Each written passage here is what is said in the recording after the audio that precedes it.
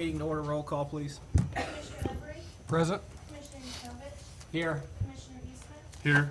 Commissioner Warren, Here. Mayor Giles. Here. At this point in time, we will have our opening prayer and pledge of allegiance. If you'd like to join us, please stand.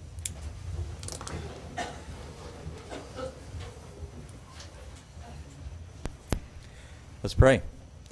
Heavenly Father, we thank you for the day again that you've granted unto us. And Lord, with all the weird weather going on around us, we thank you that you have spared us from a lot of that. We do pray for our first responders with all of the fires and everything that's been happening. Pray that you protect them and bless them. And we would ask, Lord, that you would take the winds down and bring some moisture through. Father, we thank you for our community, and although it's not perfect, we thank you that you've granted us this opportunity to be here and the opportunity to voice our opinions and to move in ways that hopefully can bring changes that are necessary to make it better. So with the size of the crowd tonight, I know there are things on hearts. So, Lord, we ask that you would bless those that are here and those that are sharing, that you'd give them wisdom and help them to share the things that are on their hearts. We thank you for our commissioners, and we pray for them that you'd give them wisdom and decisions that they need to make. We pray for all of our city employees and ask your blessings on them and on their families. And we pray for our military tonight, Lord, wherever they are, that you would be with them and their families as well. Just set your spirit here mightily tonight, and we give you thanks in Jesus' name. Amen. Amen.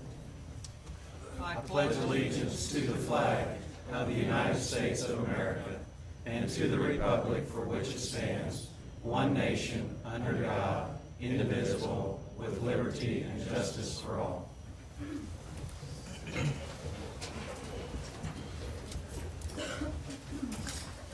All right, any additions or deletions to the agenda? Yes, Mr. Mayor, I would like to add my formal resignation to the agenda tonight.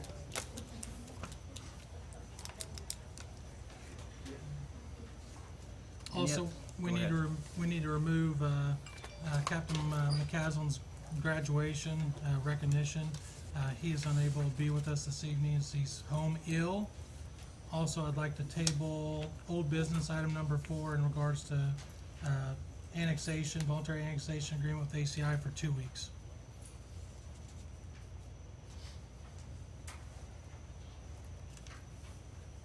Okay, Brandon, when do you want to address your issue? Now would be fine. Okay, go ahead. Dear citizens, fellow commissioners, and Ark City staff, I have found firsthand that it takes a great deal of courage, faith, and selflessness to be a public servant. For those of you serving, I commend you, as this is no easy task. This evening, I provide you with my formal resignation as a city commissioner. Without dwelling on my decision to step down, I choose to focus on our city. We are frequently faced with not only tough decisions, but the accountability to hear our citizens. It should come without saying, but I will. This city belongs to the citizens of Arkansas City, and for that I am grateful. As an elected official, it is your responsibility to seek the truth and perform your due diligence for your constituents. Throughout this process, I have grown to know many citizens within our community and have created lasting relationships of those I might call friends. And I will be thankful for those and choose to foster them even after this journey. One thing is for sure, our community is founded with great people who will stand for the greater good. It has truly been my privilege to serve the citizens of Ark City. I cannot thank the community enough for your support. This city belongs to all of us, and it is our responsibility to take care of it. I urge the citizens to get involved to help save our city. Thank you. All right. Formal resignation. Thank you, guys. Thank you, Brandon. Thank you, Brandon. For your service.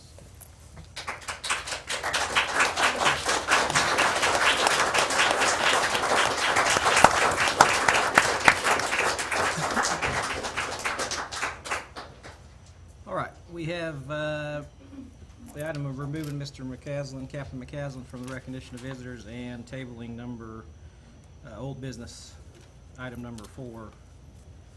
Is there any other comments or discussion on that before we approve those changes? Someone from ACI going to come speak in 2 weeks, or is there a reason to table it? There's some discussion with ACI. There's potentially some few changes made to the agreement.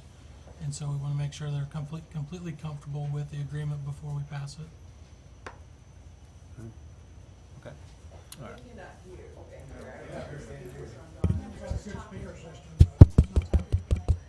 It's loud out in the hallway.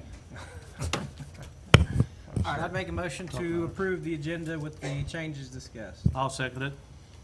Been moved by myself, seconded by Commissioner Eastman, to approve the agenda with the removal of Captain McCaslin from recognition of visitors and tabling old business number 4 for 2 weeks. Any further comments or discussion? If not, all in favor say aye. Aye. Opposed, same sign. Agenda is modified. I'd also make a motion to now approve the agenda. Second. Go All right, ahead. it's been moved by myself, seconded by Commissioner Yurkovich to approve the agenda as changed. All in favor say aye. Aye. Opposed, same sign. Item carries.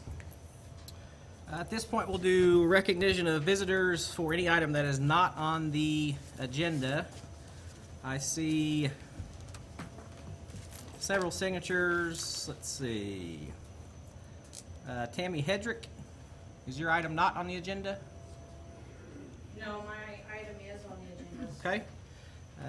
Let's see. Connie Dykes, is your item on the agenda? I don't know, is transparency on the agenda? Ma'am, is your item on the agenda? I'm not going to argue with you. I don't know, I don't have a copy. Okay, the general topic of transparency is not on the agenda. So if you want to comment on that, you're more than welcome. I think we saw a really good guy walk out of here tonight, and it's sad. And all I'm gonna say is, I left this meeting 2 weeks ago hoping that the organization, we have a small group called ACCC, would have made a difference in transparency. But when a city official had sat here and made mention that he was in negotiations with Creekstone, and Creekstone kindly said not since October, I realized transparency went out the door. And I think Brandon is a real loss for our community. And I'll let it go at that, and I really hope you think about the water treatment plant hard. All right.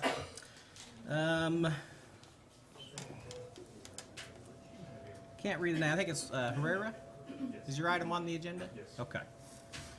Anybody else that's here that's not on item that's not on the agenda? I see a bunch of other names, but they're all items that are on the agenda. So we'll get to that in a second. Is there anybody here that is discussing something not on the agenda? Okay. We'll move on to consent agenda, which consists of approval of the March 15th, 2016 regular meeting minutes and the March 22nd, 2016 special meeting minutes, as well as approval of a personnel policy updates concerning nature of employment and equal employment opportunity. I move to approve the consent agenda as stated. I'll second that. All right, it's been moved by Commissioner Eastman, seconded by Commissioner Warren to approve the consent agenda, again consisting of March 15th and March 22nd minutes, as well as an approval of a personnel policy dealing with nature of employment and equal employment opportunity. Any other further comments or questions or discussion? All in favor say aye. Aye. Opposed, same sign. Item carries. Old business number 1. Consider a resolution authorizing the city of Arkansas City to enter into a contract agreement with Walters Morgan Construction for construction of the water treatment facility for an amount not to exceed $16,815,905, contingent upon review and approval from the Kansas Department of Health and Environment. Okay, I think we'll just start on the list first and let the individuals that signed up speak. I see Glenn Morrison.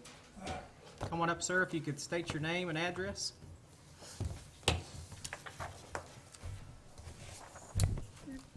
My name is Glenn Morrison, 1031 North 2nd Street, Park City, and I'm a retired professional engineer. I notice on the agenda that you've got the project as the water treatment all grouped in together, and my comments were going to be made on the alternate additions of the fluoride plant.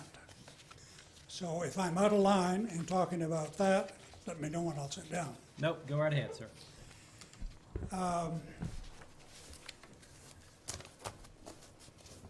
If it's a matter of delaying expenses, I see where there'd be no reason why that kind of an expense couldn't be delayed. First of all, the treatment of fluoride is a little bit controversial.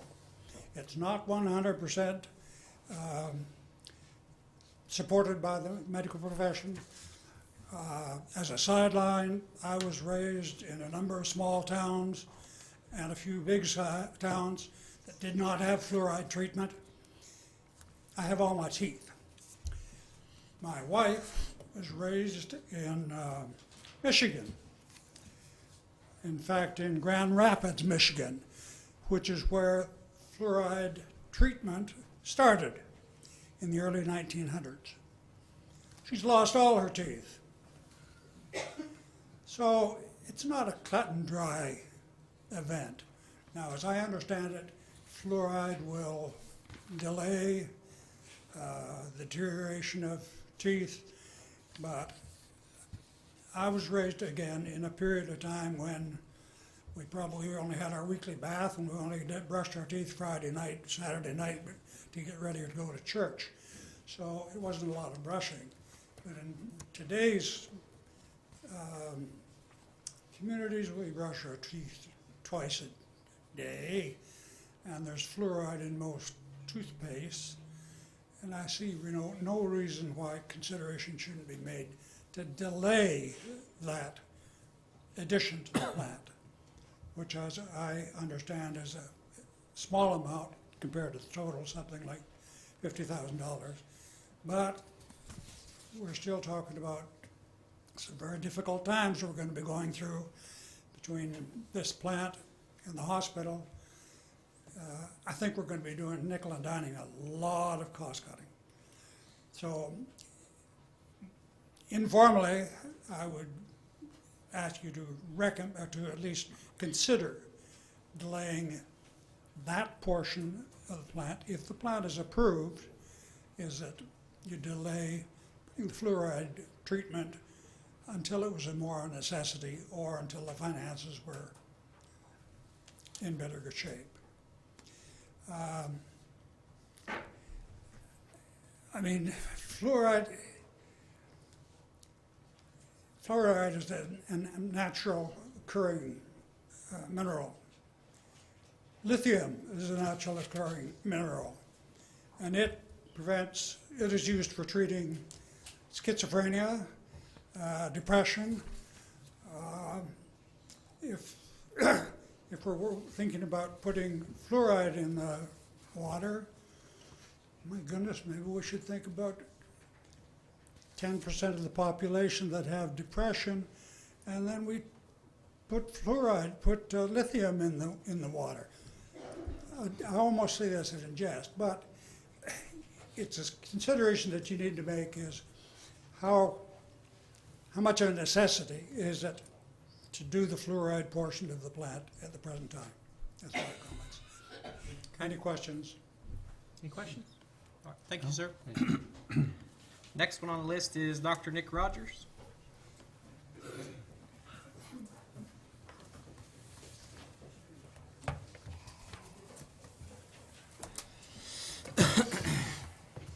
My name's Nick Rogers, and I live 2303 Maple Crest, and I've been a practicing dentist in Arkansas City since April 1st, 1979. No fooling. There's supposed to be a pun on April 1st date, but no one knows it. At any rate, I'm speaking tonight. I'm speaking in favor of the fluoride.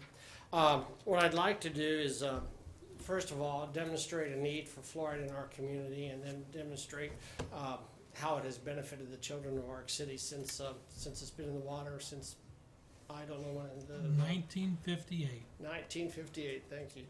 And I assume each one of you got one of these, and I'm sorry I don't have enough for everybody, but I know I get one to the press, and I think you all received one. Ark City, like most of the rest of the United States, there's really an epidemic of early childhood caries. And early childhood caries are cavities that occur in children. If you have one cavity or two cavities under 6 years old, you have early childhood caries. It is 4 more times common than obesity, 5 more times common than asthma, and 20 more times common than diabetes. It's a prevalent disease epidemic in the United States. and it's disproportionately spread out amongst different populations within our society. Specifically, children from the lower socioeconomic community have higher degrees, particularly those on Medicaid, have higher degrees of cavities. I checked with Ron Ballard Dr. Ron Ballard at USD 470 last week, and he said 71% of the students in our Kansas City are on free and reduced lunches, 61% free, 10% reduced. The other population that shares a disproportional amount of cavities are the minorities, specifically Hispanics in the ages of 2 to 5. And Dr. Ballard also said that we have the minority percent in Ark City is 39%. And to show you some of the things we see, and I'm speaking for all the dentists in the community, Dr. Snowden, Dr. Seitz, Dr. Niles, of course, Dr. Rogers, and Dr. Rogers, and then also, who am I leaving out? Well, we all got together with the pictures you'll see in the second page there, or the second section. Those are pictures of kids here in Ark City, Kansas. I say in Cali County, I should say, most of which are in our Kansas City. And these are not rare pictures. We see this probably 3 to 4 times a week. And the costs that are associated with providing health to these children, these were based on 2002 figures. I put this together this week and I didn't have a chance to refigure, but you can still get an idea of what it costs to restore a child's mouth. The other thing I'd like to say is fluoride in itself does not stop cavities. Cavities are sort of a balance between risk factors and protective factors. Some of your risk factors are the bacteria that cause cavities, refined sugar, and the lack of saliva. Your protective factors are obviously your plaque control, that is brushing your teeth, saliva, antimicrobials, and fluoride. And so fluoride is just one tool that helps tip the scale in favor of preventing cavities. The one thing I would like to point out, if you look at nothing else in this packet, in fact, I almost stopped here, are these 2 graphs. I got them from KDHE, and they sent them to me last week. And I'm sorry, Tamara, I should have got you a copy. But at any rate, if you look at that, it compares Ark City to state, Ark City cavities, or untreated cavities, to the state, the county, USD 259, which is Wichita, and USD 465, which is Winfield. And there is a typo, it says 475 in there. And you'll see in every category, the caries rate, or the cavity rate, in Ark City is significantly lower than those comparisons. Winfield and Wichita do not have fluoride in the water, and you can see how many more cavities they have. The other thing, I've been fortunate to have some experience working throughout the state and throughout the nation, trying to make an impact on early childhood cavities. I've been on the Board of Trustees of the American Academy of Pediatric Dentistry for 5 years. I was regional oral health consultant for the Head Start programs in Region 7, which was Kansas, Missouri, Iowa, and Nebraska. And I was on the advisory committee for the Kansas Academy of Pediatrics Cavity-Free Kids Projects, which basically was trying to get physicians to identify cavities, refer them to a physician, and apply fluoride varnish on while they were in their office. And I can say from my experience in other counties within the state and other communities within other states that those communities that have fluoride show a significant positive difference as compared to those that do not. So in other words, fluoride alone is not going to stop every cavity we see. But Ark City is a very high risk population for those that are going to get early childhood caries, and fluoride is one tool that does help make a difference. So I ask for your serious consideration on keeping the fluoride in Ark City's water. Thank you. Thank you, sir. Any questions? Oh, and in the back of the book, there's a whole 71-page things on commonly asked questions and facts. And I think every question I've heard or I've seen on the internet is addressed in there, and it's referenced as to where the sources, the answers come from too. So thank you. Thank you, Doctor. Dr. Scott Rogers.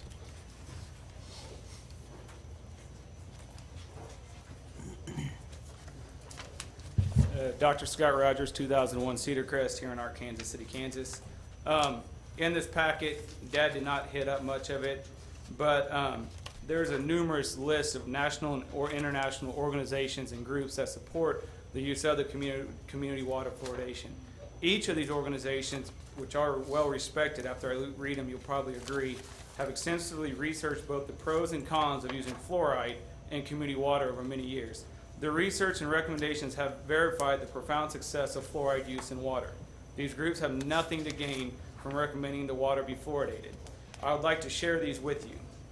The Academy of General Dentists, the Academy for Nutrition and Dietetics, American Academy of Family Physicians, American Academy of Pediatrics, which are pediatric medical doctors, American Academy of Pediatric Dentistry, American Academy of Physician Assistants, American Association for the Advancement of Science, American Association for Community Dental Programs, American Association of Public Health Dentistry, American Dental Association, American Medical Association, American Osteopathic Association, American Public Health Association, American Society for Clinical Nutrition, Association of Maternal and Child Health Programs, Association of State and Territorial Health Officials, Centers for Disease Control and Prevention, which is the CDC, which last week someone said they don't, which obviously they do, Georgetown Health Policy Institute, European Platform for Better Oral Health, Harvard Medical School and the Harvard School of Dental Medicine, Health Canada, Hispanic Dental Association, Indian Health Services, Institute of Medicine,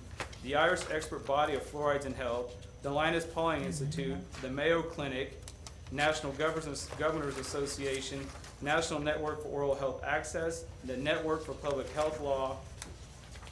I'll start skipping because it's going to get tiresome here.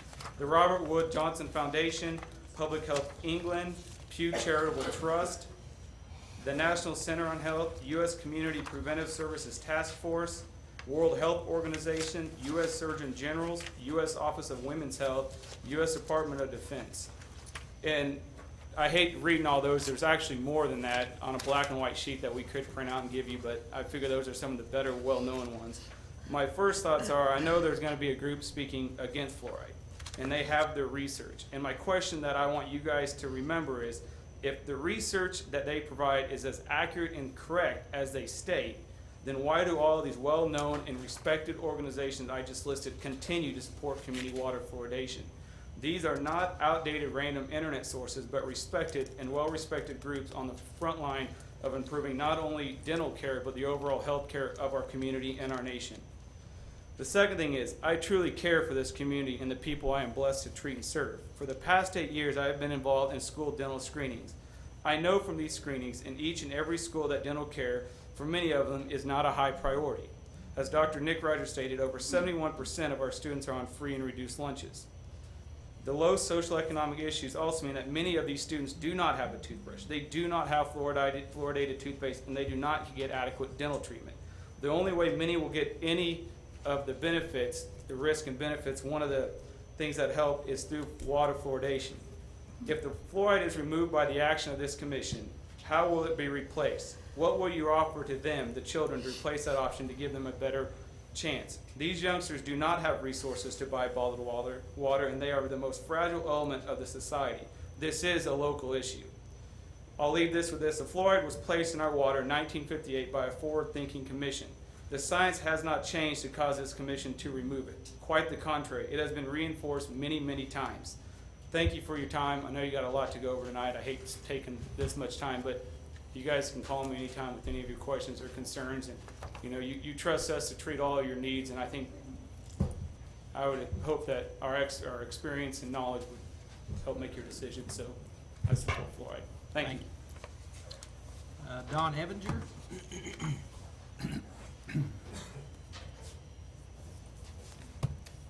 First of all, I would like to thank Brandon. We just lost the only commissioner that's really been working for the city of Arkansas City and the people that live in it. Brandon is doing a good job. Now I have a question for the remaining city commission. When are you going to start working for the people of Arkansas City that voted you into your position? It seems to me like something comes up, and I'll say staff, I won't name any names, I'll say staff, you as a commission say, yay, we'll go for that. We're in a run as a commission in our Kansas City. Don't fix it, tear it down. It's happening every day. I just seen a building down here on Summit Street. It's in bad shape, tear it down. We have blank holes up and down Summit Street. The hospital, I ran for commission at one time. I toured that hospital. For what we went out there and spent, and Patterson talked us into going out there, we could have done a lot of work on that hospital. Yeah, it would have cost a lot of money, but what did it cost to tear that hospital down? That money could have went back into that hospital. We would have had a hospital right here in the city limits where people could have walked to. It doesn't make sense to me now that you have a hospital, you're in debt with that hospital. Now we're wanting to build a new water treatment plant. Lots and lots and lots of money going into that water treatment plant. Why? Because it's already been put out by the city. We put in a new water treatment plant. You're still going to have yellow water. You're still going to have rusty water.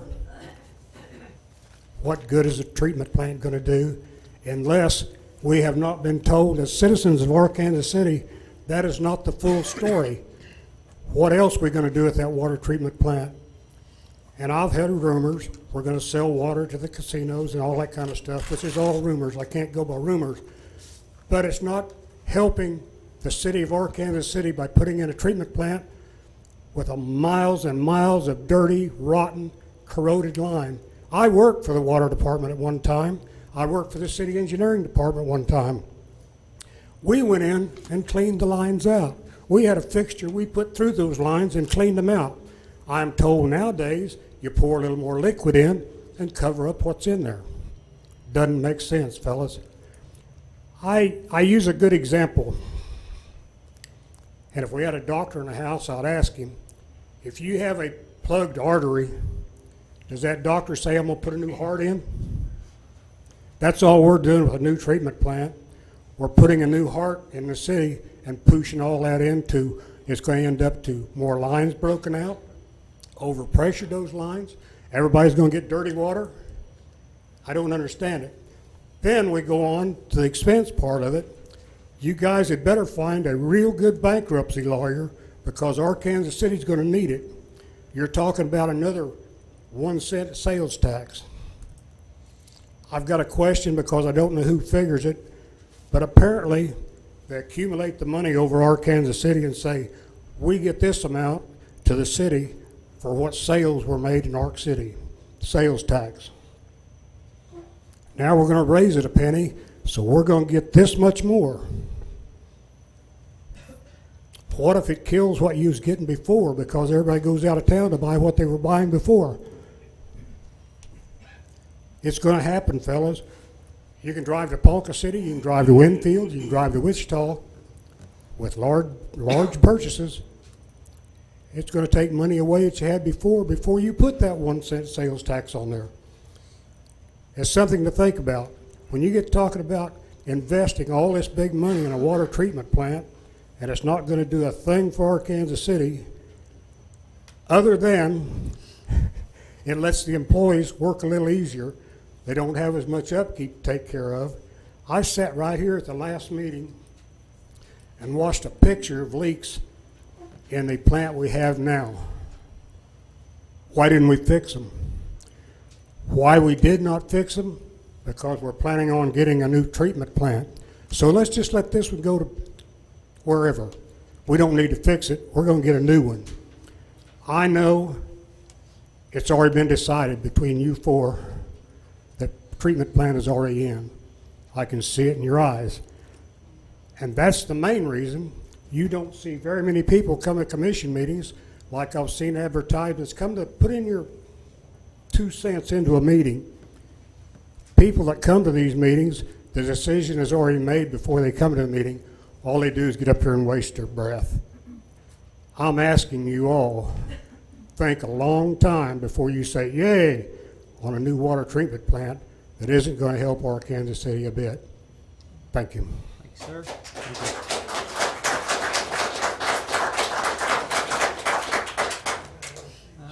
Stephen Young.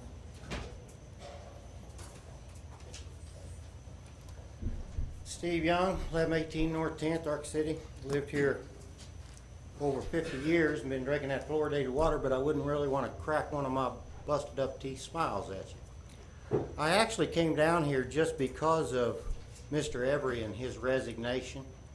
And I was hoping that Mr. Philo would be here because I was going to relate a funny little story that he told me when I was employed in the water department under his command over a decade ago. I was the only property owner and one of only 2 that lived inside the city limits of Ark City.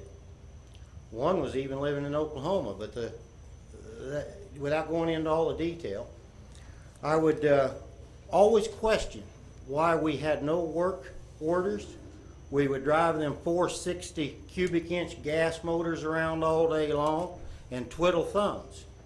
I got myself into grease with them several times because I would just undertake some main extensions. They had pipe rotting down there at the round top. I could go on and on. But the little story that he related to me after I've been there a while, creating waves, and I apologize if people think this may be a little off color. There won't be any swear words in it. And it's been a long time since I heard it. He pulled me off to the side one morning and he told me, Steve, he said, I want to tell you a little story. He said, it's a story about a little bird. He was a curious little bird and stubborn. He said he would never keep his mouth shut, always wanted to know why. He said he wanted to know why birds always flew south for the winter instead of going north. So when fall rolled around, he decided he's going to get to the bottom of it, and he started out flying north. He flapped them wings, and he flapped them, and he flew, and he flew, and he got real tired. But man, he said, Steve, he was stubborn, just like you are. So he kept pushing on. He said a little bit further, he said his wingtips started freezing up. Boy, he had the same attitude you had, Steve. He said he kept pushing, and it wasn't long, and he said them wings started freezing up to where he couldn't maintain flight. He came crashing down to a frozen barnyard, and as he skidded to a stop, he said, here come along a barnyard cow, and he dropped a big old cow patty right on top of that little bird. Well, after a few minutes, that little bird started thawing out from the warmth. He started feeling pretty good. So he started chirping, running that mouth again like you do a lot.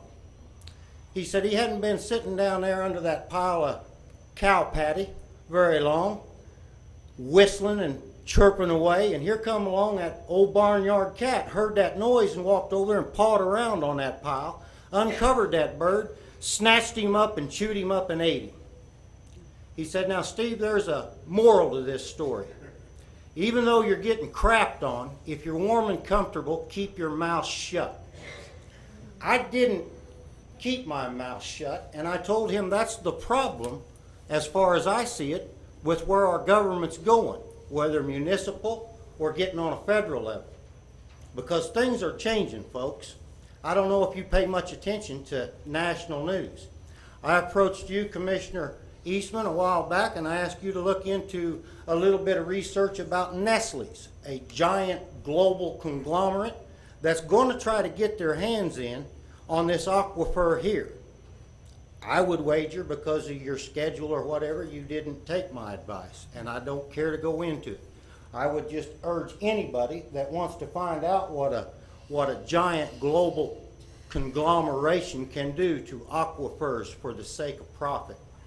I could go on for a long time about questions that I have that where you support payrolls for local industries and such to generate economic benefits based on those payrolls. But I would ask, did you ever do any research to look who the ones that are really drawing a salary live? I would point you to rural areas, to Wichita, to Winfield, not inside the city limits. So whatever comes, it'll come. And I'm not going to sweat it one way or the other, but I have a right to voice my opinion. And my opinion is similar to Mr. Every's. I feel like he is the only one that sat up there and voiced on behalf of the elderly, the fixed income, and the widows who can barely pay their property taxes now. And I regretted seeing him leave, but I understand the wall that he's up against. I also understand the position you fellas are into because I read the packets that you receive. And unless you have some authority to question those who are called officials within the umbrella of the administration, then you're really not representatives heading in a direction that may benefit the tax-paying, property-owning water customers within the city.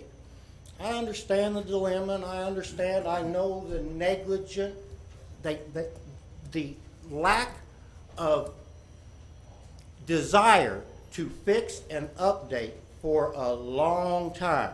Redirect funds, looks aren't functional. You see these brand new pickup trucks rolling up and down the street. I'm telling you, you can get 20 years out of a pickup truck, but I've been down that road before. I've been down there quite a bit, and I understand every word that Mr. Evanger just said, because I have been down here and voiced my opinion before. But as I did, because of the Freedom of Information Act information that I had gathered prior, for whatever reason, I suppose it's because, like that little bird, I can't keep my mouth shut. Then as I made my appearance the last time down here 3-4 years ago, I was escorted to the podium with a police officer sitting behind me. I don't appreciate, Mayor, that as I follow the city venues online, I don't really appreciate the innuendo of cutting fire and emergency services type protections because of fiscal obligations. That would be the last thing. If you got to cut some services, I'm telling you, there's a whole lot of ways that a person could get involved if you were allowed to see what you're getting for your whatever payroll budget you have for the city employees, their Cadillac benefit packages and pensions. Forgive me if I've come across as a know-it-all or offended any of you, but I pay my taxes every year. I've never been late, and I'll pay them as long as I can. But we're heading towards a pretty dire circumstance once you push this through. And just like Mr. Evanger said, there are miles and miles of water line that have got tuberculation so thick in it, you're never going to get rid of the yellow water. Thank you. Thank you. Thank you.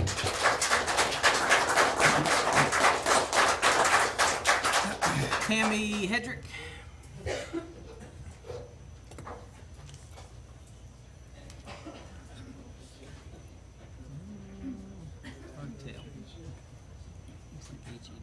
Hi, my name's Tammy Hedrick. I live at 2638 761st Road. I have been in Arc City my entire life. And I'm going to leave the fluoride and all that to the professionals. And I'm just here to say, I wrote it down, to the guy that started the prayer and said wisdom, I believe that should be on both sides. I am here to vote against the tax, or just say please wait. 20 years is a long time. I'm 45, I'll be 65. I'm thinking of my kids and my grandkids. I'm thinking that technology changes every day, and we don't know what it's going to have soon. And I think we should just wait. I mean, because if you push this through, you know when you push something through, you can't take it back. You just can't. And this is a long, hard decision. And I do commend you guys. I'm not here to bash you. I mean, you went to college, you're up there for a reason. I do just want you to say that I am thinking of my kids and my grandkids. And I hope that you understand 20 years is a long time. And, you know, a lot of us will have cancer by then. A lot can happen by then. And like I said, technology changes every day. So who says a year from now, 2 years from now, you know, there can be a better way to do something. So that's really all I have, and thank you for listening. Thank you. Thank you. Michelle Dykes. My name is Michelle Dykes. I live at 423 North 4th Street in Arc City. First of all, I want to commend Commissioner Every for his service as a commissioner. He did a great job. He did his due diligence and his research. He always asked the questions that we wanted answers to and thought of questions we didn't even think of.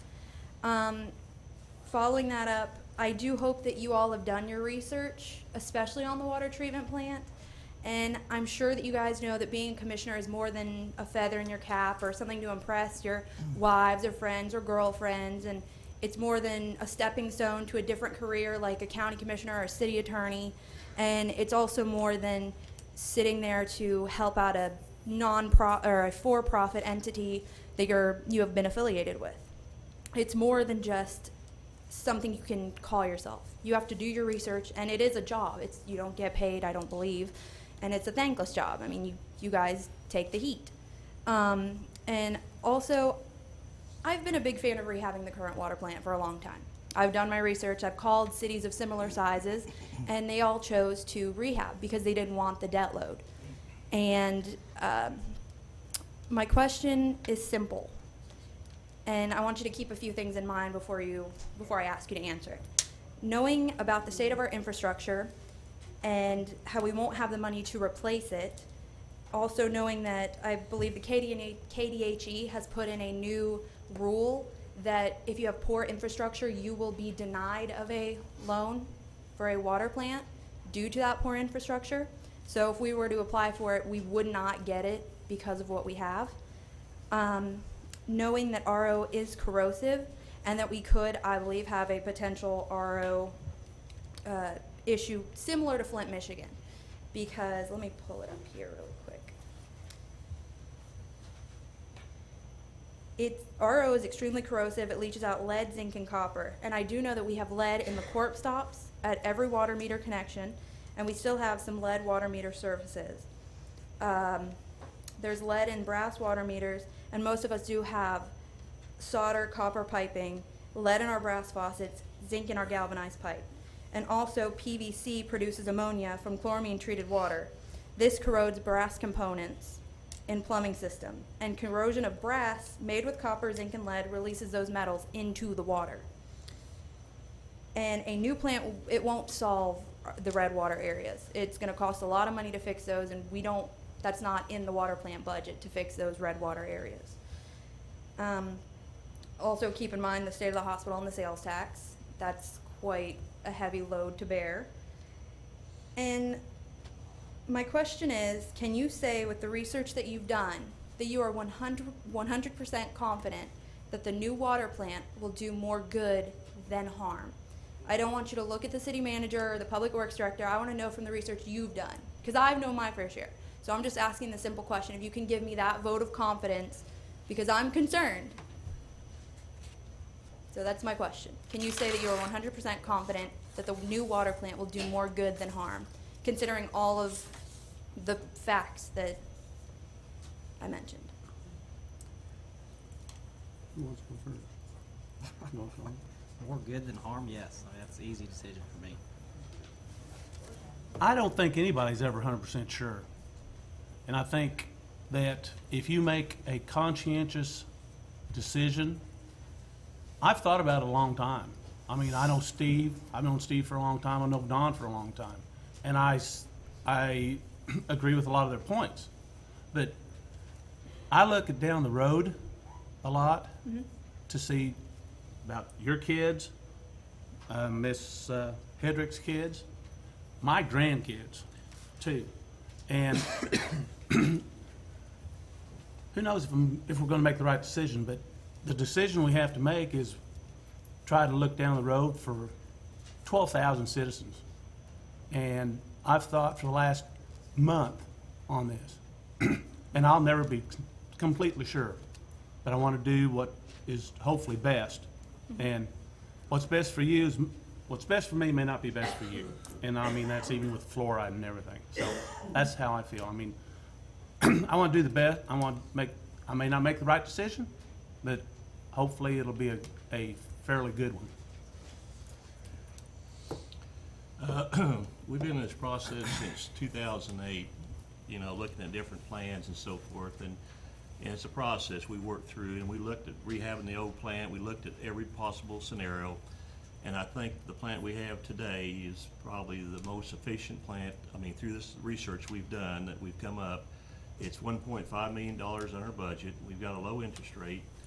And this is a problem we've had. This plant should have been built 30 years ago or 20 years ago. And it's not.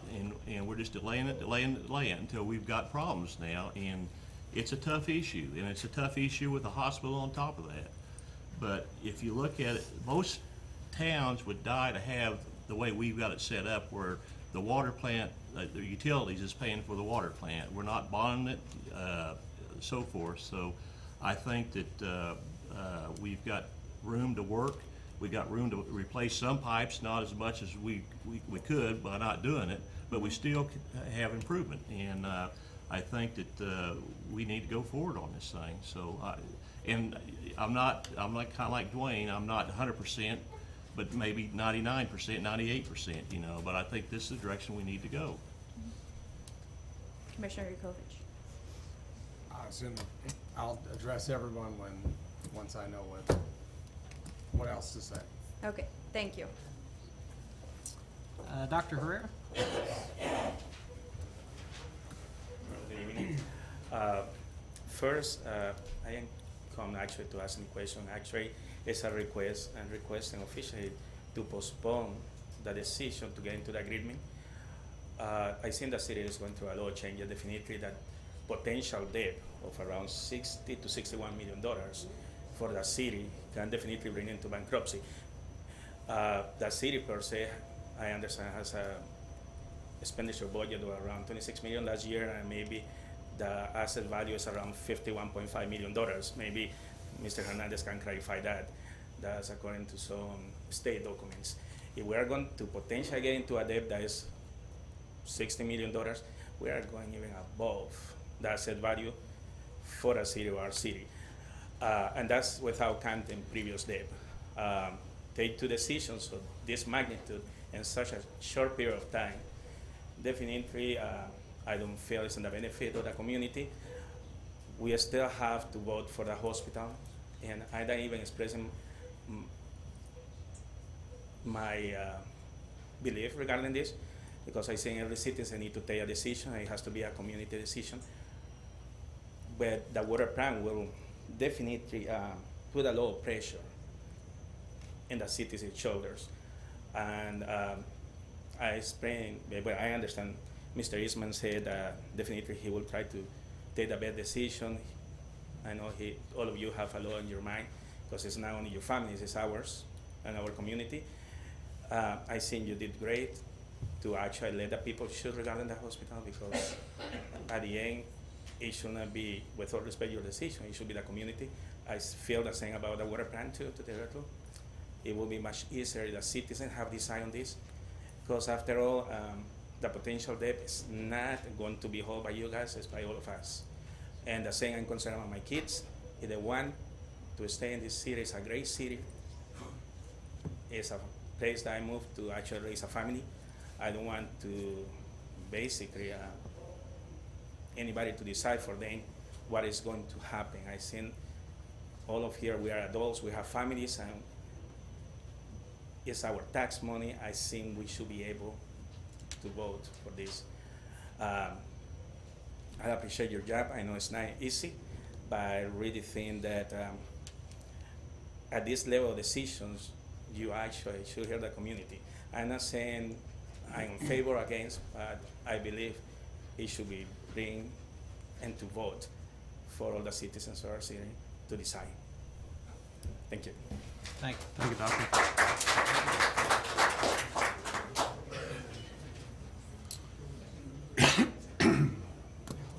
I can't read the last name. John Shellman? I'm John Shellman of 1027 North Summit. And first off, I'd like to say that I do thank you guys for your service. I know you have a hard, mean, thankless job, but you get a lot of complaints, and I know you have to make some very tough decisions, and you can't see the future, so you don't always know that you're making the right decision. I totally understand that. Just three questions I want to ask about. First off, I wonder, how can we justify the risk putting the city deeper in debt before we know what the outcome is of the sales tax and before we have the hospital on stable financial ground. At this point, you really can't say that you know how much more money we're going to have to kick into this hospital to keep it going. We don't know, where that's going to go yet. And wouldn't it be wiser to kind of wait and see where we stand on this before taking on something else? Also, if we have 71% of our kids getting free and reduced lunches, I mean, it's pretty obvious that there's a lot of people in this community that cannot afford to have water rates go up, have taxes go up. There's a lot of, if we have 71% of our kids in this city on free lunches, there's a lot of hurting people in this city. And there's going to be a lot of more hurting people if we increase all these costs. Also, I'd like to know, how does it make any sense to spend millions on a new water plant and it's going to do very little about the distribution lines? How is it fair that the people that have all this nasty bad water are still going to have nasty bad water, but they're going to start having to pay more for it as water rates increase? How is that right, and how is that fair, and how does that help anybody if they still have to have nasty water? To me, I think it would be wiser, and I know you guys don't want to do this, but I think it would be wiser to retool the existing plant. If you're going to spend $16 million, let's retool the existing plant, which I understand can be done to a lot less money. Let's take the rest of that money and let's go through and let's start fixing these bad water lines so that all these people that are getting brown and yellow and all this nasty water can have something that they can drink. So if you're going to put fluoride in it, but I mean, it's not going to help them out, because if they can't drink the stuff, who'd want to drink something that's yellow or brown? I wouldn't want to. I'm blessed that in my area, I'm getting good water. I have no complaints about my water, but there's a lot of people that don't. And I think these are things that we really, really need to consider and think about, and especially the fact that I know I can't afford any more costs. We struggle to make ends meet, and I know there's a lot of other people that do too. And so I think that's something we just need to slow down and take a look at what we're doing. Let's get the hospital stable, where we know it's going to be okay, where we know we can afford it, and then we can move and see what else we can do. And I still recommend that we revamp the current plan. Thank you. Thank you, sir.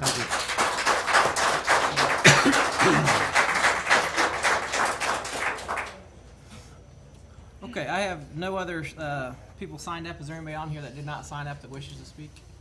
Come on up, sir.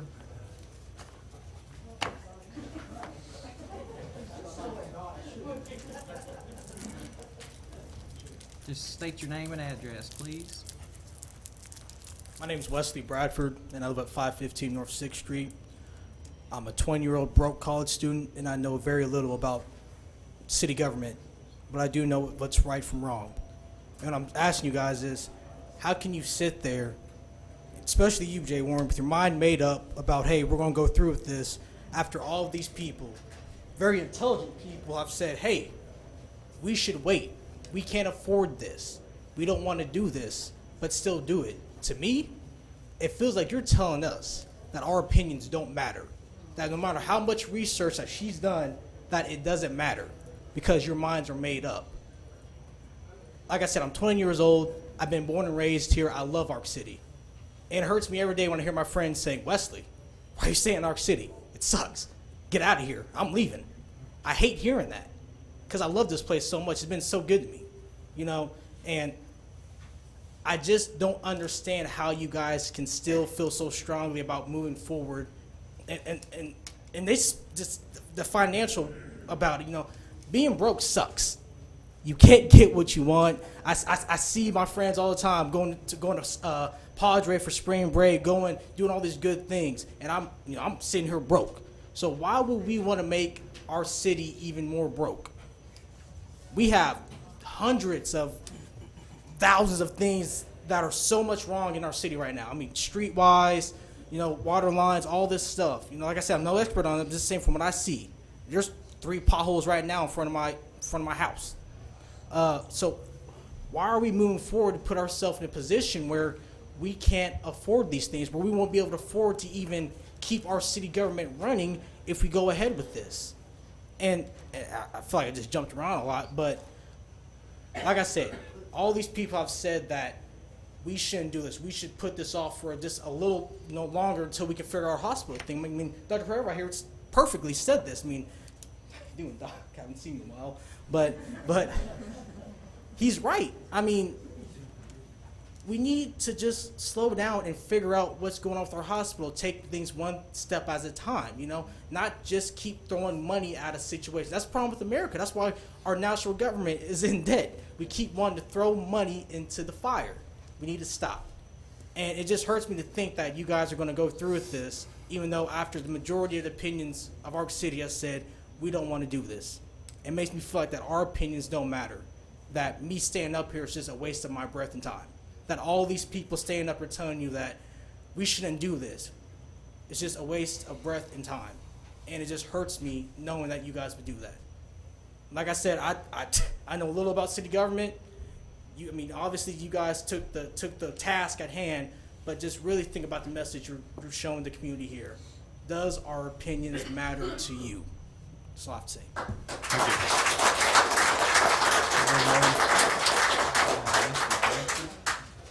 Anybody else that did not sign up? Come on.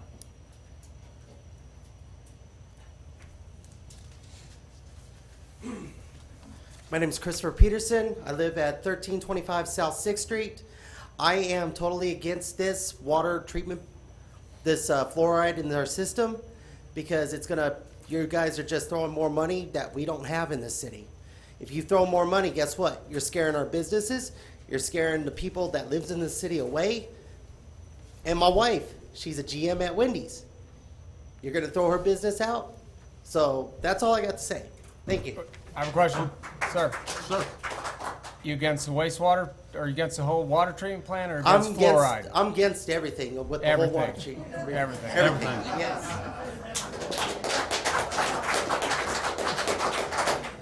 Anybody else? Come on up.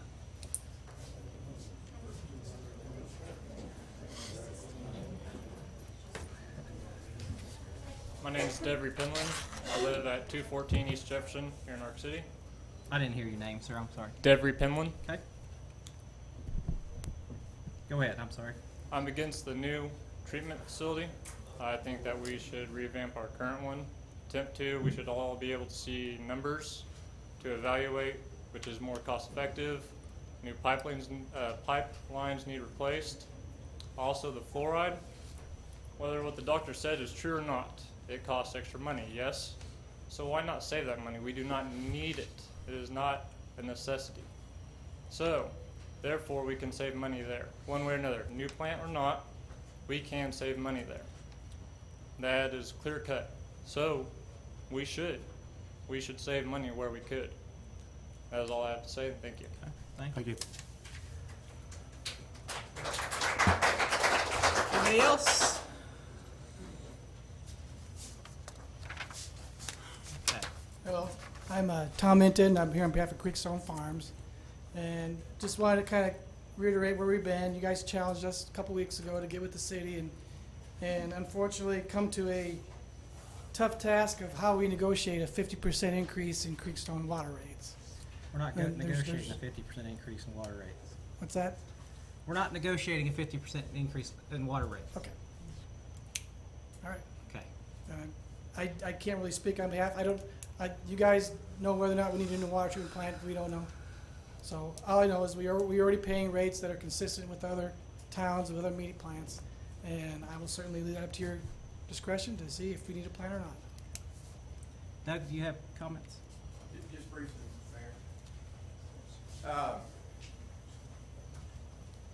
When we were here, we saw the proposal two. We were encouraged to discuss it. We still think proposal two is a better option. But listening to the citizens tonight speak, Creekstone can't top that comment, and that is live within your means, make good decisions. We know that's difficult. But we completely support that, because as a private business, we have to live within our means to generate income. And the labor dollars and the burden is about $30 million. And not all of that resides in Ark City, but a very large portion of it is. And that's just payroll with the burden. So to be clear, proposal two is gradual, very slight. 2%. 2% increases and not. Well, you guys produced it, so I hope you know. Well, we keep No, calling I'm it just a saying proposal. proposal two. I'm just. so we don't, that's it? You just walk off, so we can't have a dialogue? I don't know with that you? it was a It wasn't a proposal. I just proposal, was first of curious all, which so. one. I'm glad to see Creekstone has really put forth the effort in communicating this issue with us. It's really disheartening, and it really is saddening. I think this was handled, could have been handled a lot better. It wasn't a proposal. It was a scenario in case we didn't increase the rates. It wasn't a proposal. We didn't propose that to Creekstone. It wasn't a proposal, and it's trying to be manipulated in that fashion to be that way, and it just wasn't that way. I mean, it was different scenarios that were discussed based on a lot of different things, whether Creekstone left altogether, whether it was 2% increase, whether it was a 30% or 20% or whatever it was. I mean, it was a bunch of different proposals, not proposals, but scenarios. So that's just misconstrued the whole conversation. And that's why I asked the question about proposal. It wasn't a proposal, it was, I just wondered which one he meant, and I wanted to be clear, so. And I don't see him now in the hall. He left. So, but I still see Tom. So Tom, do you believe that your attorney meant just where you don't see a large spike in rates? You're saying just, you think it would be? No, I guess we were confused as well.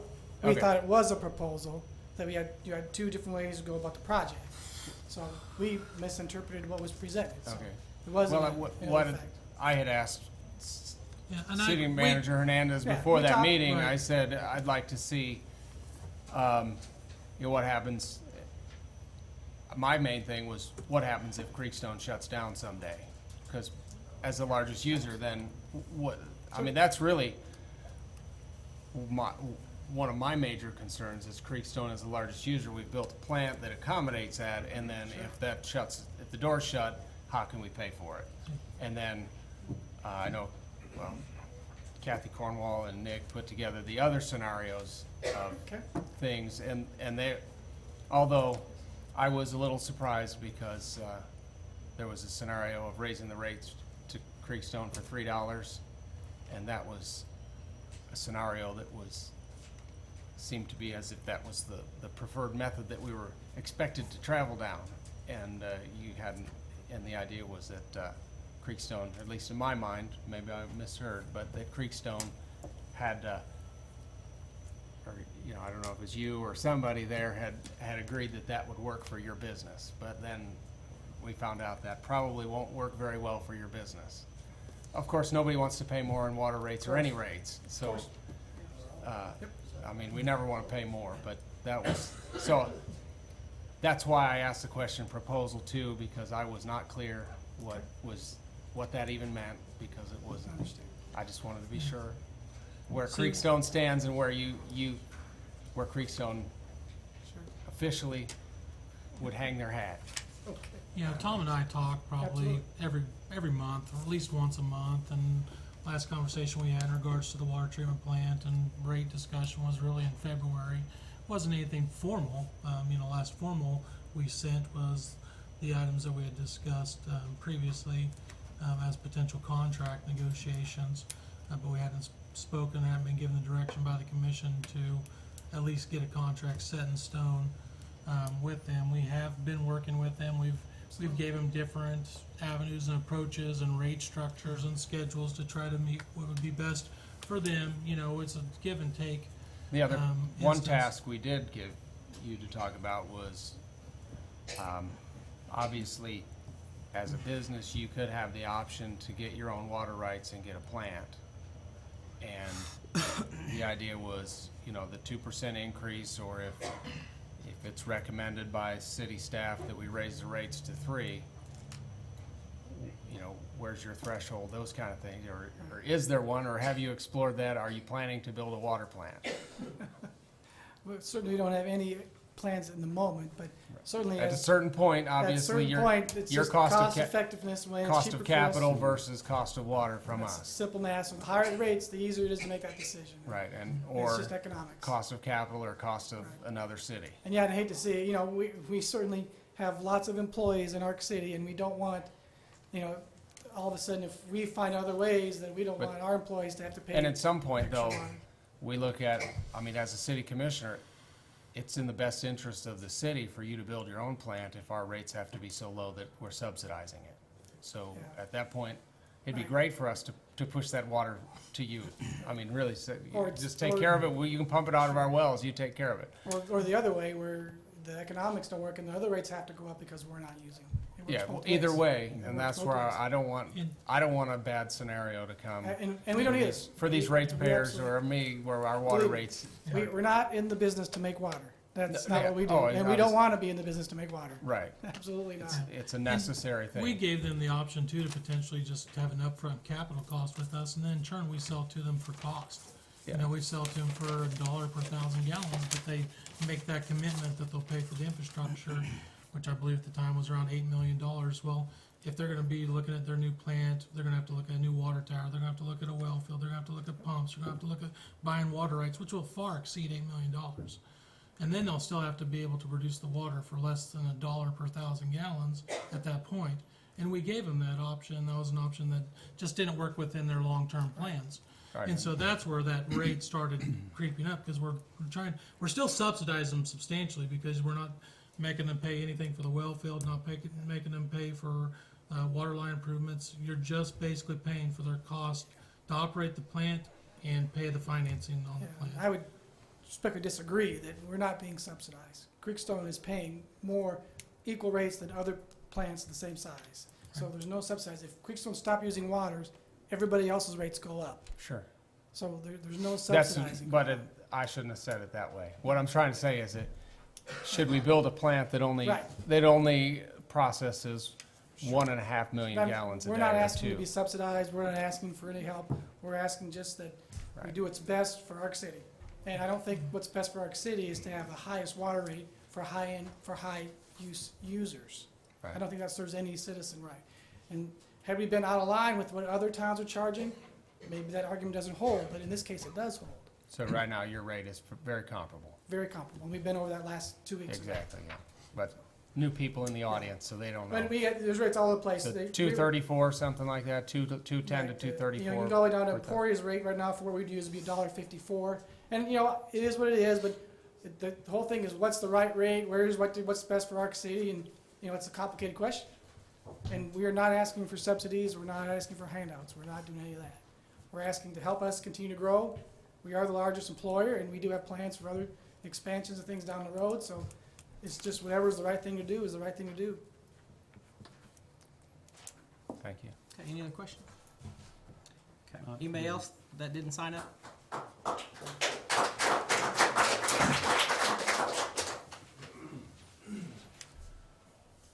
I'm Gary Wilson. I live at 31684 61st Lane. I'm the District 2 Cali County Commissioner.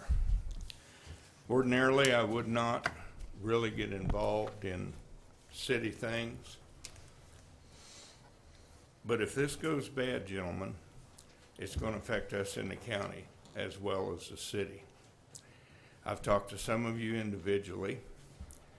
Sitting back here listening to this last conversation, I guess my take on that would be, why is this even being discussed? I support Creekstone Farms. They are a very large employer, and they are a company that Arc City needs. So why are we arguing over what these rates should be? They should be set down, they should be talked with, they should be agreed upon with everybody on the table. And whatever is a fair and equitable balance between what the city needs and what Creekstone requires should have already been done, should be over with. That being said, I don't think personally, this is my personal opinion, I don't think until you fellas know where your sales tax is going to end, that you should proceed with this water plant. Simply because good economics will tell you if the sales tax fails, you're going to have to find some place to get the money. And if this tax lid passes that's in committee right now, you're not going to be able to raise people's property tax to cover the difference. Therefore, you could be placed in jeopardy to which you would have no revenue stream to cover. Now, people say, well, the water plant, it's paid for out of the utilities fund, it's paid for out of this. What I've learned in 12 years as a county commissioner, I don't care if it's this pocket, or the back pockets, it's all the same money. And if you don't have it, you don't have it. And then I've been told that, well, it's only 2.5% or whatever you guys were able to get this money for. It would make no difference, gentlemen, if it was 0%. If you can't make the payment, it doesn't make any difference what the interest rate is. What I read in the paper, and I'm a pretty mechanical guy, most of you know me well enough to know I can fix about anything. What I saw was listed in the paper, to me, basically was pure maintenance. If you take care of what you have, sure, you're going to get by for a few years, but wait at least until you have the opportunity to make the payments and you have a clear path. And don't be upsetting one of the largest employers that you have. Went through this with General Electric when I got on the county commission. You can't afford to do this. You can't afford to not know where you are 100% of the time. And I'm not comparing you to how we do things at the county, but gentlemen, as I said, if this goes bad, it's going to affect the county residents, and I have taken a stand for the county residents before because that's my job. You have a room full of people here, obviously, that do not support this. You gentlemen were elected to represent the will of the people, not the will of the administration. And I can say that as a commissioner, I've done that many times. I may not agree with what the people propose, but they are the ones that pay the bills. It's not the city's money. It's not our money on the county. It's the local taxpayers' money. And that's who you guys answer to. It's not Nick or Tamara. You're elected to answer the people. And to be honest with you, gentlemen, I have not talked to one person other than you guys that support the water plant or the sales tax. So I just would proceed with caution. Thank you very much for allowing me to speak.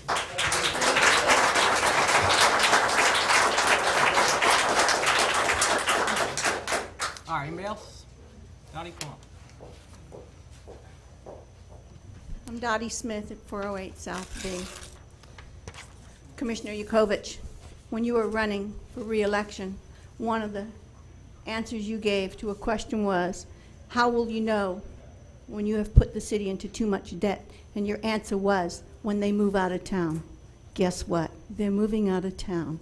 I'm a local landlord, and the majority of the calls I get of potential renters or buyers is, what do I have outside of city limits I want out?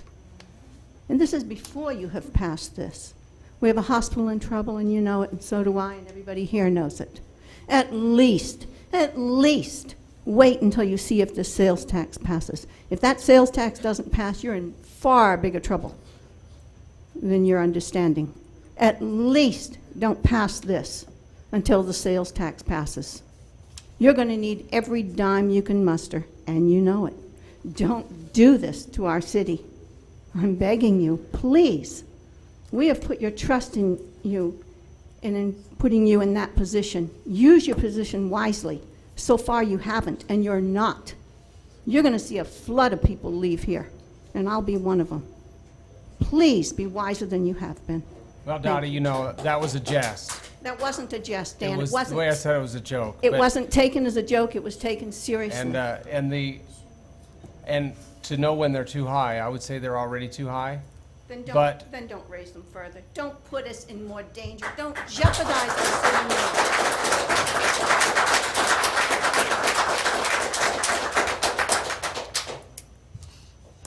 Bye, Dottie.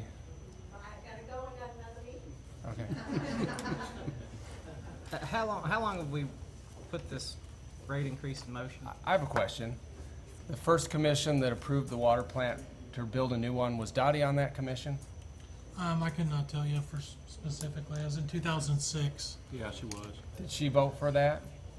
I could not tell you. I think it was unanimous at the time, but I don't have that in front of me. Was Commissioner Kuhn on that commission? Yes. I believe so. I think he was. Did he vote for a new water plant? It was I do believe so. Is Mr. Kuhn here? 2006. Yep. Yeah, the water treatment plant's in worse condition. Hey, hey, Oh, hey, wait a hey, minute. Hold it. We're not gonna have shouting matches. So I want to answer a few people because, well, Ms. Dykes in particular asked for a question, so, and I will answer her. I said I would wait till I heard other people what they said. So, and also Miss or Mrs. Hedrick, you said something that you're against a tax, and I didn't know that there was a tax on the ballot today or on the agenda. Even if we're talking about the water treatment plant, it's not a tax. There would be a dollar, well, there would not be, we're not voting on an increase in water rates or anything of that. I asked for you to please wait on the vote, the vote that we're talking about. Sure, and I'm just saying it has nothing, Once you push it through, we can't go back, and I don't think you're understanding that. I do, just, But let me you're tell not you, I listening live to in me. New York City, in I said city we're not limits. voting on And raising it's rates more or expensive taxes. in city limits than it is outside, because I live outside of city limits. and I'm If you telling don't listen, if you don't, I will not please live sit in down city limits ever again. and let me Hey, let's- answer. please don't argue. Yeah, I okay? will. We've listened to everybody that had their comments. I mean, we would We just are not ask the voting same on a respect water- for us. I mean, it's not complicated conversation. We're not voting on a water rate increase or a tax increase. I do understand your concern that we would, if we do vote to accept the contract, the city will draw on a loan that has been approved, and once you draw on it, you will have to pay it back. That is one of the questions we've been studying is, do the current rates, can they afford to pay for it? And that is a difficult question, and that's what we've been studying. And I would say without, well, the commission, and I think everyone was on it except for Commissioner Eastman at the time, there is a 2% increase annually built into the water rates through what year, Nick? 2018. 2018. And that rate increase, as projected, would pay for the new water treatment plant. Now what? Sorry, no. So that would pay for the new water plant. So what is the question though is, part of the question is, well, I'll just move on to now to Ms. Dykes. So the lead in the pipes, you asked, is it more good than harm? And I don't believe there would be any harm. Is it a good decision though is a real good question. And part of the problem is we have a water treatment plant that needs maintenance. So the question is, do you fix the old one or build a new one? And I understand. So we've looked at fixing versus building a new one. And in a previous commission, Dottie, can I ask you a question? Were you on the, did you approve the design build of a new water treatment plant? We talked about a design build. We also talked about doing the maintenance for the plant we have. And it was approved to do a design build? If we went ahead and built one, we would do a design build. One of my big concerns with what you're doing now is Canpack and Creekstone are among our biggest employees. They both use a tremendous amount of water. You have not given them a solid proposal for rate increase. If you chase these two employers out of town, Did you You're vote, not gonna have did you vote anybody. yes or no to build the new water plant? in the We, past? I voted to do a design build. To build a If brand we new built a plant. plant, we would do a design build. And it was We were approved more to build a interested. design, brand new plant. We were more interested in building and remodeling the one we have. But also remember, we were at 11 But million. you approved and We voted were yes to build a new at plant. 11 million at that time, not the It was- cost you have. I don't believe that. How many years ago was that? 2000 and what, 11? That's 10 years, right? No, 2011? That's I'm 5 I'm years. talking about 2006, okay. So, 2011 was 5 years ago. and Be a smart guy. By the way, I'm just by the way, asking- Dan, let me ask you a question. Can you vote on this? yes. Will you vote on this, Dan? Because Yes. the last I'd heard, you were restricted from voting on some issues. Is that true, Dan? Yes. What are we even talking about right now? Will That's a you be whole able to separate- vote on this, Dan? I said yes. It's a whole separate So matter. you voted Oh, to. no, it's not. You voted to build a new plant once upon a time. Once So that- upon a time. Okay, so now. At a Ms. greatly reduced Dykes, cost without pushing two big employers out of We're town. not threatening to push anybody out. So, Ms. Dykes, that's where I come to the question. A previous commission thought it was better to build a new one. And two engineering firms have given us the answer that it would cost less to build a new one than to rehab our old plant. I know your research disagrees with that, but that is the opinion that many on the commission are going, that building a new plant would cost less than trying to rehab the old one. Ms. Dykes, we were So- more interested in rehabbing the one we have. I have What- another meeting, I'm I have sorry, a I question. have to go. Why didn't that get done? I don't know, I left the commission at that point. I wasn't reelected. So Well, it would have been, It's Other so, your commissioners- it's your responsibility now. Please do the right thing. Please hold off at least until you know if the sales tax, if the sales tax passes. so go Dr. do it. Herrera, But please hold back. I appreciate your concern to postpone it with the hospital, and I know that is a big issue for you, and I do appreciate that concern. That was your main concern, is postponing it, because, yeah, that's a difficult issue, and to face two things and ask the citizens to vote yes on one while we're facing another is a difficult thing. So I just appreciate that. Also, in response to what you said, yes, it's difficult because I know a lot of people that work there, they are good workers. I Yeah. know that it's the oil field business that produce employment here in town. I'm also independent physician, I don't work for the hospital. Right. I want to Yeah, clarify that. I know you're independent, but at the I'm a hospital. citizen, I'm concerned what is happening here. So, and you did mention one thing, though, that the debt of the city would be above the assessed value. The assessed value is not the value of the city. That doesn't take into. Can we cease the? I'm trying to have a conversation. I can't hear anything that's being So- said because there's everybody in the gallery talking. So the assessed value is only the value that is the assessed value of private property. None of the value of the schools, the college, the city hall, the hospital is involved in that. But it is still, just let me speak, okay? It is still a very large debt load for the value of property in Arc City. Now but again, so if you look at the other side, the value of the property in Arc City is not the only revenue stream. With the water plant, you're building an asset that creates revenue. So when I think of it, am I paying a good value and getting a good return on my investment on the money I'm putting into a new water plant or on fixing the old one? That's where I'll leave it there. So I'm answering your question. Right, you only create revenue if you sell more water or increase the rates. There's already revenue. There already is revenue from a current water plant. If you build a new one, it would have revenue. So that is something that most people don't take into account. And also I see people talking about the debt load of the city, like the hospital owes $44 million, and that is a lie. The hospital does not owe $44 million. If you buy a house that has a price of $100,000 and you get an $80,000 mortgage, how much do you owe on your house? And this will be for John Shellman. How much do you owe on your house if you have an $80,000 mortgage? $80,000 mortgage. How much do you owe on your house? How much do you owe that day? There's no penalty. House was $100,000, right? Yeah, and you paid. What you owe for it. Okay, you paid 20% down, so you got an $80,000 mortgage. How much do you owe?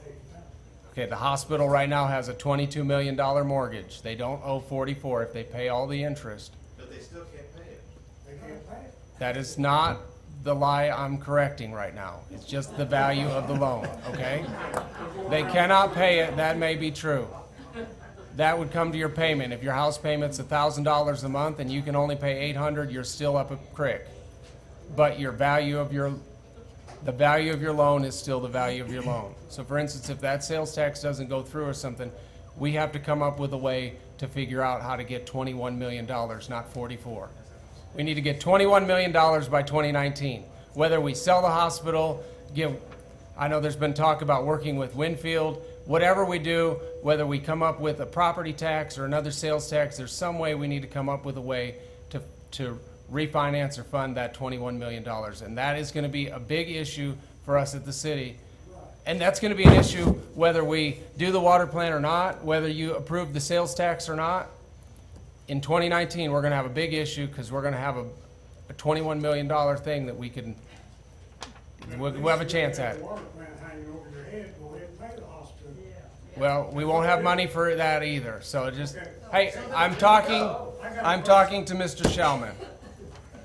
So that is part of the problem, because I know you mentioned how much debt we had.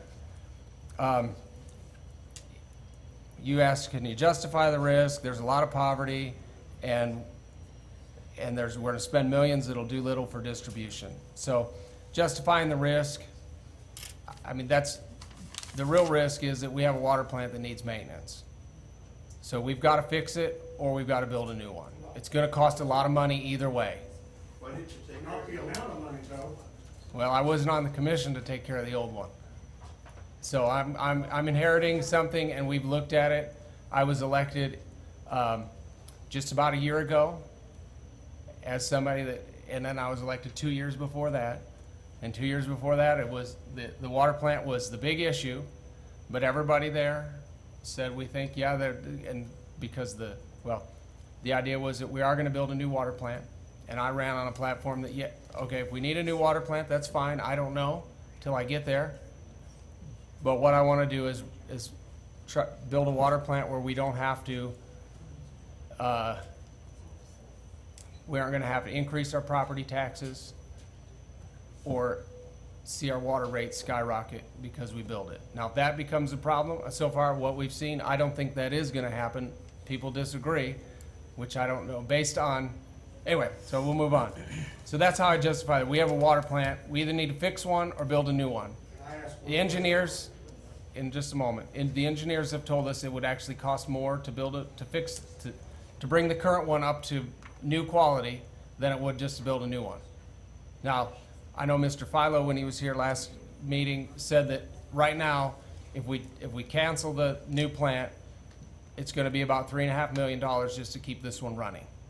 They did some estimating just to keep it running, but it's still not going to bring it up to the quality that is going to last long term. It's going to take $3.5 million, and it's going to keep taking more money. I don't know what the total is if we did it that way, because when you do it slowly over time, but if we were to do it as a one-time, we hired a contractor to come in and bring it up to speed, it would cost more than the $16.8 million that is on the agenda tonight. Got those figures? We've had countless. Yeah, we've had countless meetings about this this has been on the table for 10 It's years. been on the table since I started. We've had multiple It was nearly, studies. it was close, but it was just slightly more to redo the plant. I mean, folks, we didn't just wake up this morning and put this on the agenda to be discussed. So- We've had so many meetings. Okay, can I ask my question now? So we could wait, what's your name? Don Everett. Excuse me, Oh. I said something in error, I'd like to correct it. Okay. You can call us the right name. I'm Dottie Smith, 408 South Bay. My commission did not vote for new water treatment plant. We voted for a study to be performed. Okay, when you With were a on it. plant possibly costing as much as $11 million, but we voted only for a study to be performed. We wanted a study done Well, there was a for a commission. proposed water plant and for a proposed rehab of what we have. That's what we voted for. We never voted for a Okay. water treatment plant. I just didn't know if you were on the commission at the time. There was a commission was that on the did commission. approve a water plant, a brand We new did, one. we did not. didn't. And we That's were the okay. commission that talked about it. The I study. have one more question for you commissioners. We had one commissioner resign tonight. Are there 2 other commissioners that possibly will resign this year? And if there are, do you plan on voting on this issue and then soon resigning from your post? Will you not stay and be at least responsible for what you're doing? If you are planning on resigning, do it now. If you May are I say planning on something? resigning this year, do it now. Would you be Can I say willing to something? serve on the commission? I've been there, I've Would you done be it. willing now? Regardless of whether somebody wants to resign or not, this is a decision that we've all saddled with ever since we've been here. So it's even the more improper thing to do is resign and let somebody in here that has not been a part of all these discussions, has not been a part of all these. If you are planning Has on not- can I resigning, finish? and you will vote for Please, this Dottie. and Problem then with these resign, conversations. You just hear one side. You don't want to hear anything that anybody else has to say that disagrees with your point. say what you have to say. I Say what don't you want to have to argue say. with you. I don't wanna Whether argue we with you. resign or not is really irrelevant. But if we, okay. Anything else, Dottie? I'm not going to have a shouting match. with you. So, I Anything have else? Wesley, yeah, is there, Mr. Eastman, did you have something to say? Not now. I I have a lot to Thank say, but Mr. I'll Bradley, keep it to myself. or Bradford, Wesley, you mentioned how can we sit here and not listen? Our opinions matter, and we can't afford to keep it running. I think part of that is, there's a lot out there about that if we build the water plant, the city's gonna be bankrupt. Now, obviously, anybody that voted for that wouldn't believe that's true. I know Commissioner Every would, he's still here. Part of it is that we believe, and even the scenario that was presented 2 weeks ago, that even without any water rate increases to Creekstone, there wouldn't have to be water rate increases to the regular people in Arc City to pay for the new water plant. What would happen is there would be less money. I mean, part of it, there's a proposal to build another water line that goes across the Walnut River out to the people that live on the east side of the Walnut River. That would have to be scrapped. There's more maintenance to the well fields that's sort of scheduled. It's something that needs to be done. That would have to be slowed down, and there would be less money put aside for reserves for the future to build a new water plant in 30 years. But if we could do those things. So now there is still the issue of the hospital, though, that's a big deal, but it isn't necessarily this one. Okay. But so, All I want to say is, growing up, when your parents say no, you don't do it. right. The will of the people have said, we don't want to do this. So as commissioners that we elected you in, my first election, I elected you guys in. Right.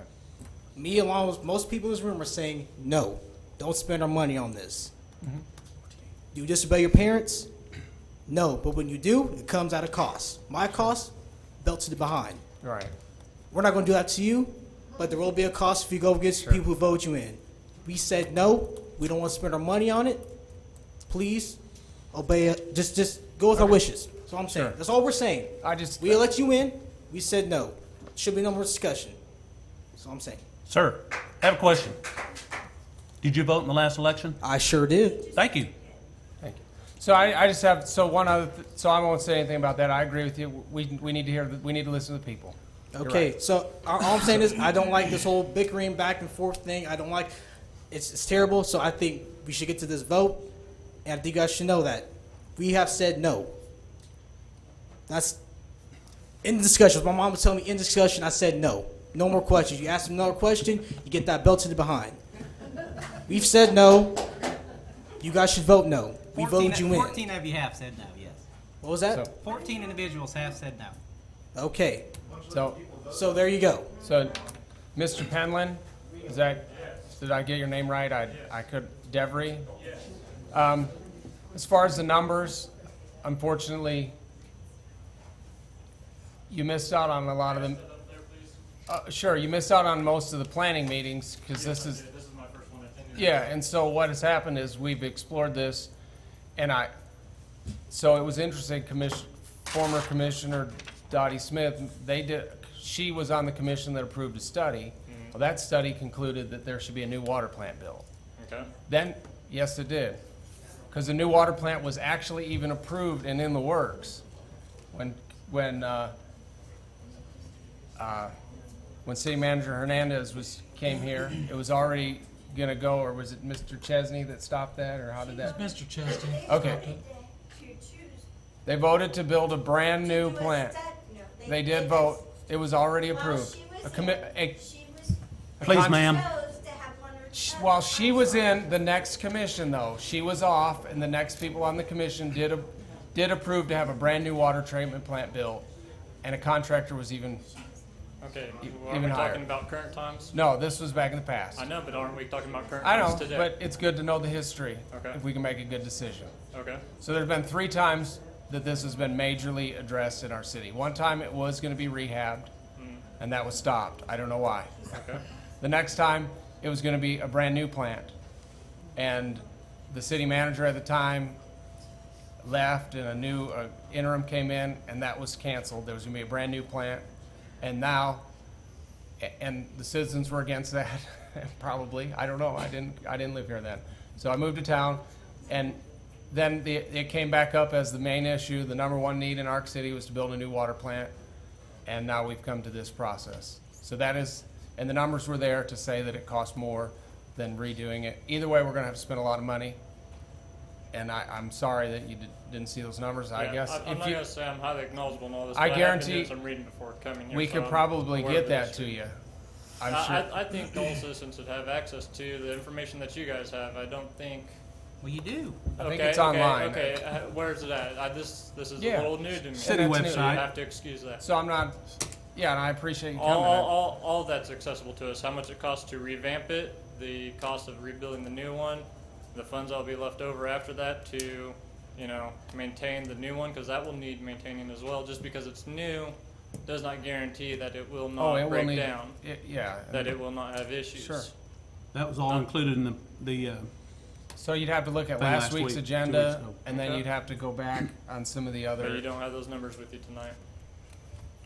We talked Probably about a we lot of do. those 2 weeks ago, and we have the other numbers as I far mean, I as have what the them in my studies phone, I cost can go and get it. so on and so forth.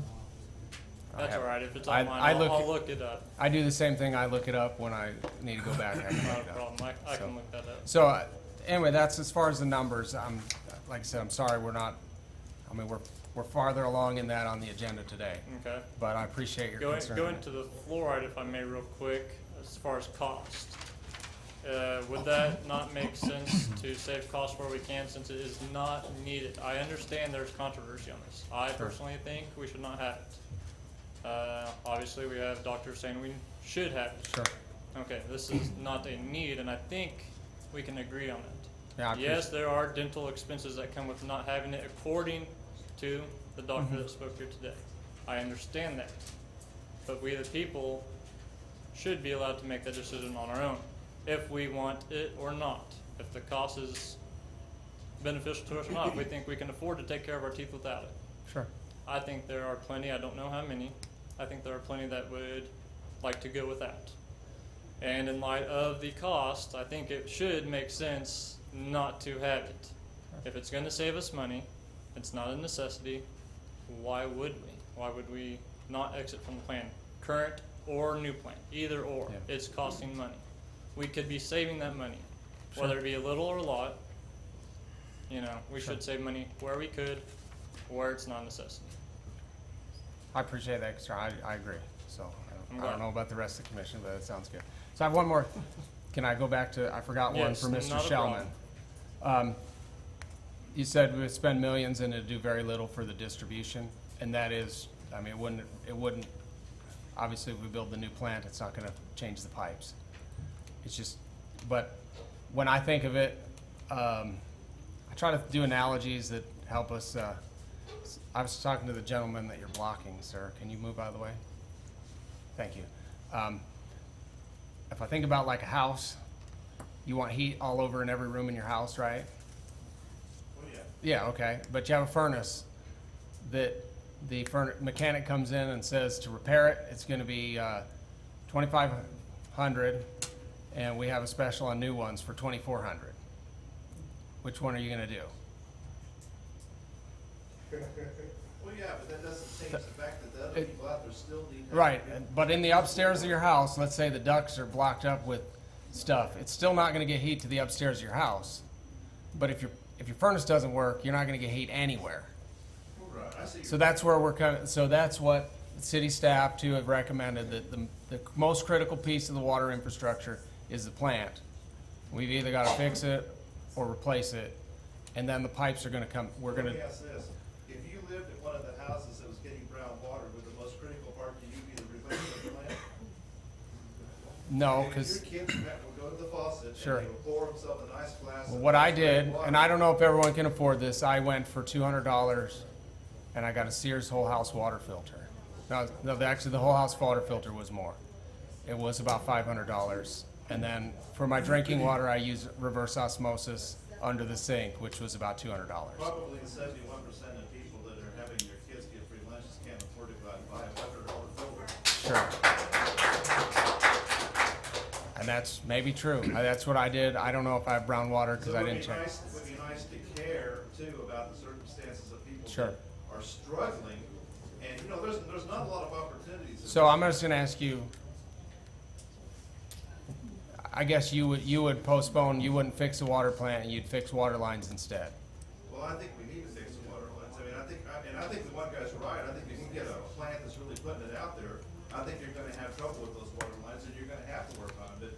But, so I guess here's the deal. So you're gonna put in a new water plant. So what is the plan for fixing these water lines? How long is it gonna take before you'll be able to actually get safe, clean, clear, lovely fluorinated water to these people that are getting red and yellow water now? Well, it's already safe, apparently, the drinking quality, but as far as. I wouldn't think red and yellow, I wouldn't drink red and yellow water. Yeah, so red or yellow water, I know that's been hashed around in commission meetings. I can handle yellow water in the toilet. So, so there's 20 to 40 miles of water lines that are iron, correct, Eric? It's 40 miles, is that the full amount? 20 is really bad? No, there's about 40 miles. 40 that are really bad. 40 miles of cast iron pipes, and it's the current plan that we would be working on is to replace about a half a mile a year. Wow. So that is not. So then again, we could always raise we could raise water rates and have it done a lot quicker. The problem that I am hearing and what I have seen is prior commissions have tried to take care of the water plant. And we have citizens that are concerned, and I know they appreciate that and I appreciate that. But there comes a time when maybe we should quit postponing it because of one thing or another. And I know it's a bad time right now with the hospital. And you may not like to hear what I'm going to say. But in the time that we quit moving it down the line because of one thing or another, in years past, if Dottie was on it in 2006, they should have pushed it a little harder and had it done a long time ago if it was needed. And here we are arguing about a water plant that's been in the works since 2003 when it started talking about it. And for Actually, it's back in the 80s, they started in the and 80s. for whatever reason that they haven't done it, I don't know. Because, I mean, evidently there was a good reason. And I know that this hospital thing is bothering a lot of people, and it bothers us too. But can we really afford to keep saying, let's postpone it, let's postpone it? We've had, Eric Brose has talked about if we cancel it, it'll be at least another 5 years before we can do anything, get a loan. I don't know if any of you heard that, but that's serious. 5 more years down the road, and then we'll have some more citizens say, well, let's don't do it because it's not a good time. When is a good time it's never a good time to spend money. I mean, I don't like it either. I mean, it costs me. But is it a good time to say, we don't want to do it, and say 6 months down the road, we have a catastrophe? We hope not. And I see some of you looking like, really? Really? I mean, have you all thought about if you don't have water? So, I mean, that's what I've been a quandary is if we don't have water. Mr. Eastman, Yes, sir. obviously there are a lot of different opinions, and well, obviously every opinion is we need to respect, but it's a big decision. Why don't you let the community choose? Yes. Why don't you put it for a vote? I mean, we are so passionate about the community choose like they are doing with the hospital. Kansas law establishes what citizens can and cannot vote on. This is not an issue that Kansas law allows citizens to have a binding vote to choose. That's why. So, Samara, it's a lot of investment. Right? The money is coming from us, from the community, and you guys, because you are part. I seen it. Even in St. Paul, it will be important for you to know. If we were doing a bond issue that wasn't through this KDHE loan fund, then I believe it would go to the citizens. The No, way it's we- still wouldn't. Still Still wouldn't? No. Okay, so I mean, it's just, if we needed a sales tax for it, then I suppose we would have. We don't. We need what increases, rates. Why do you say that, sir?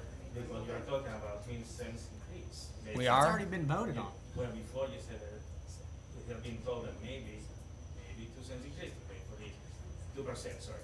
Yeah, that's been voted on It's- how many years ago?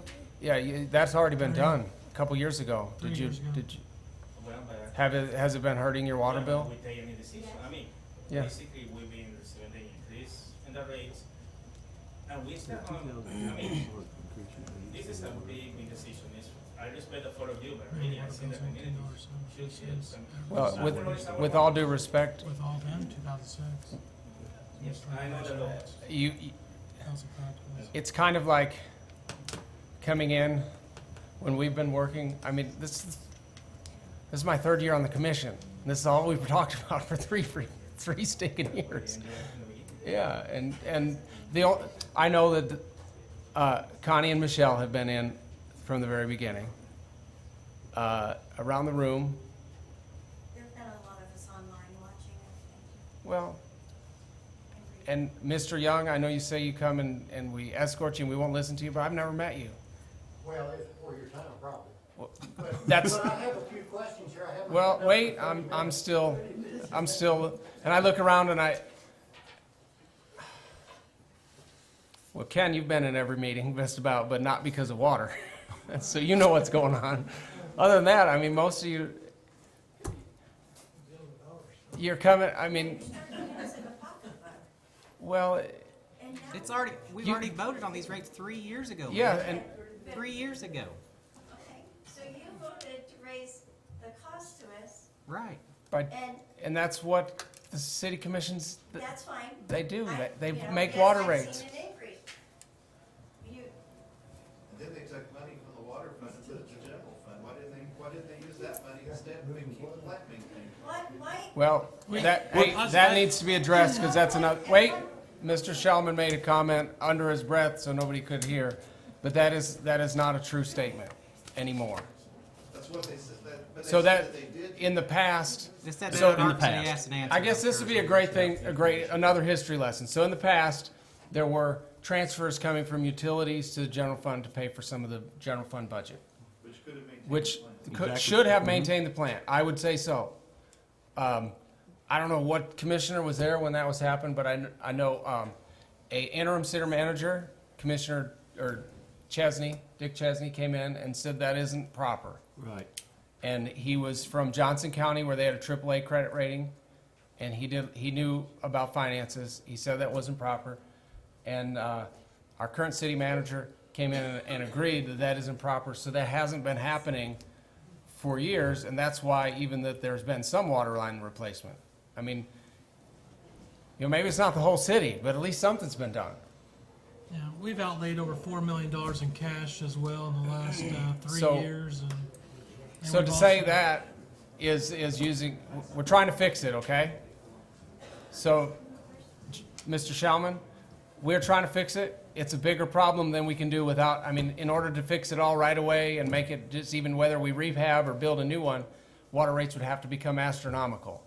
So we're trying to do it in small pieces, and even though this is a big piece, it's a small piece out of this giant problem that's probably, it'd be $100 million problem to get our water system up to everybody having clean, really nice water with brand new pipes.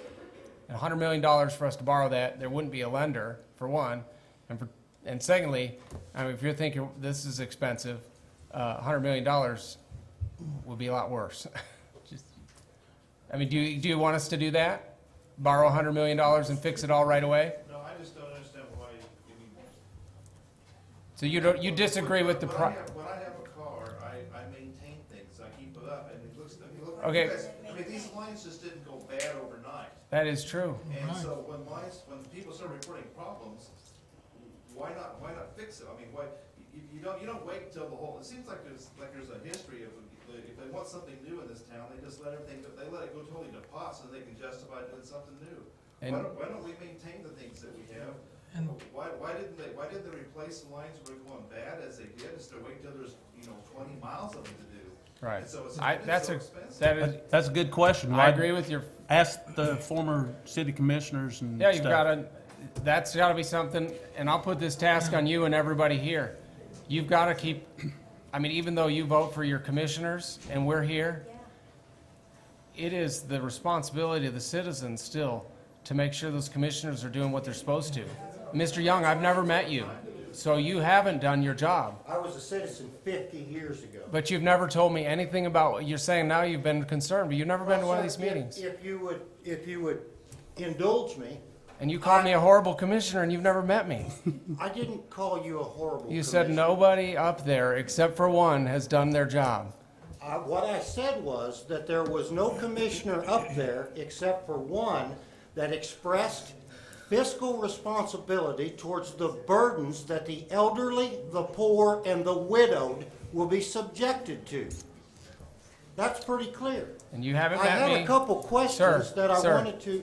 You haven't met me. You don't even know what I've done on the commission. So how can you say Well, that? sir, what I do know is from what I paid a little attention on the video replays, the write-ups in the paper, I know little about bond issues, but I think your profession is associated with that.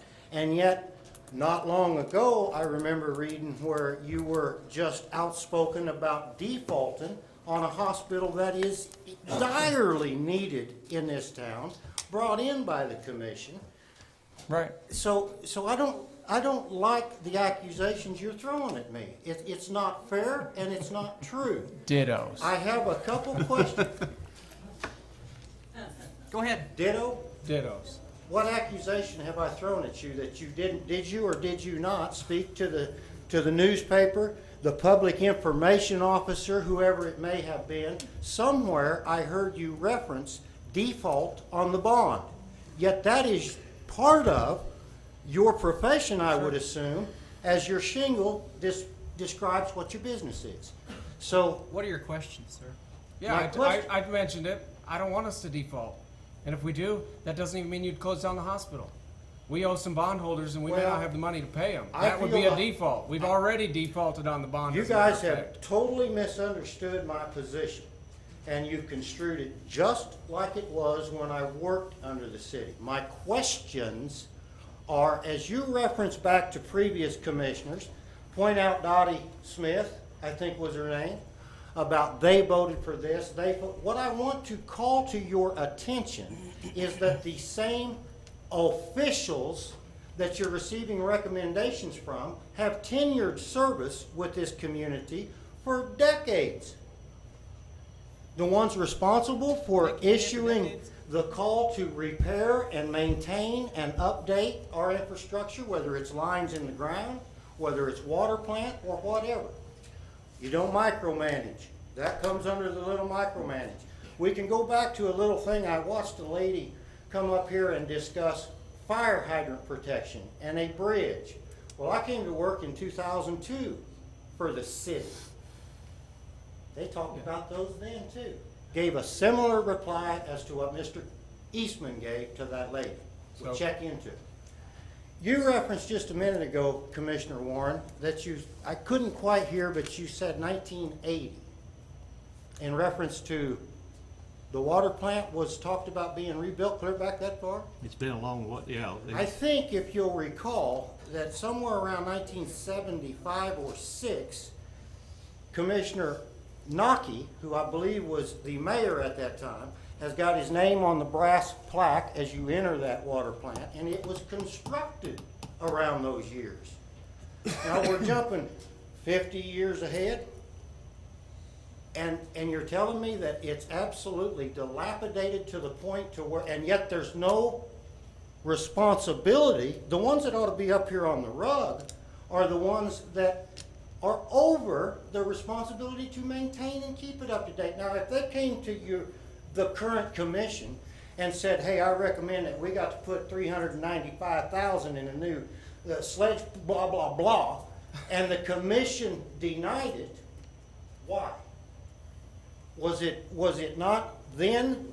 Because right now, all I'm hearing is that you guys have got to go through with this because the recommendations and the engineers and the officials that tell you it's going to be cheaper to do it this way than fix that one.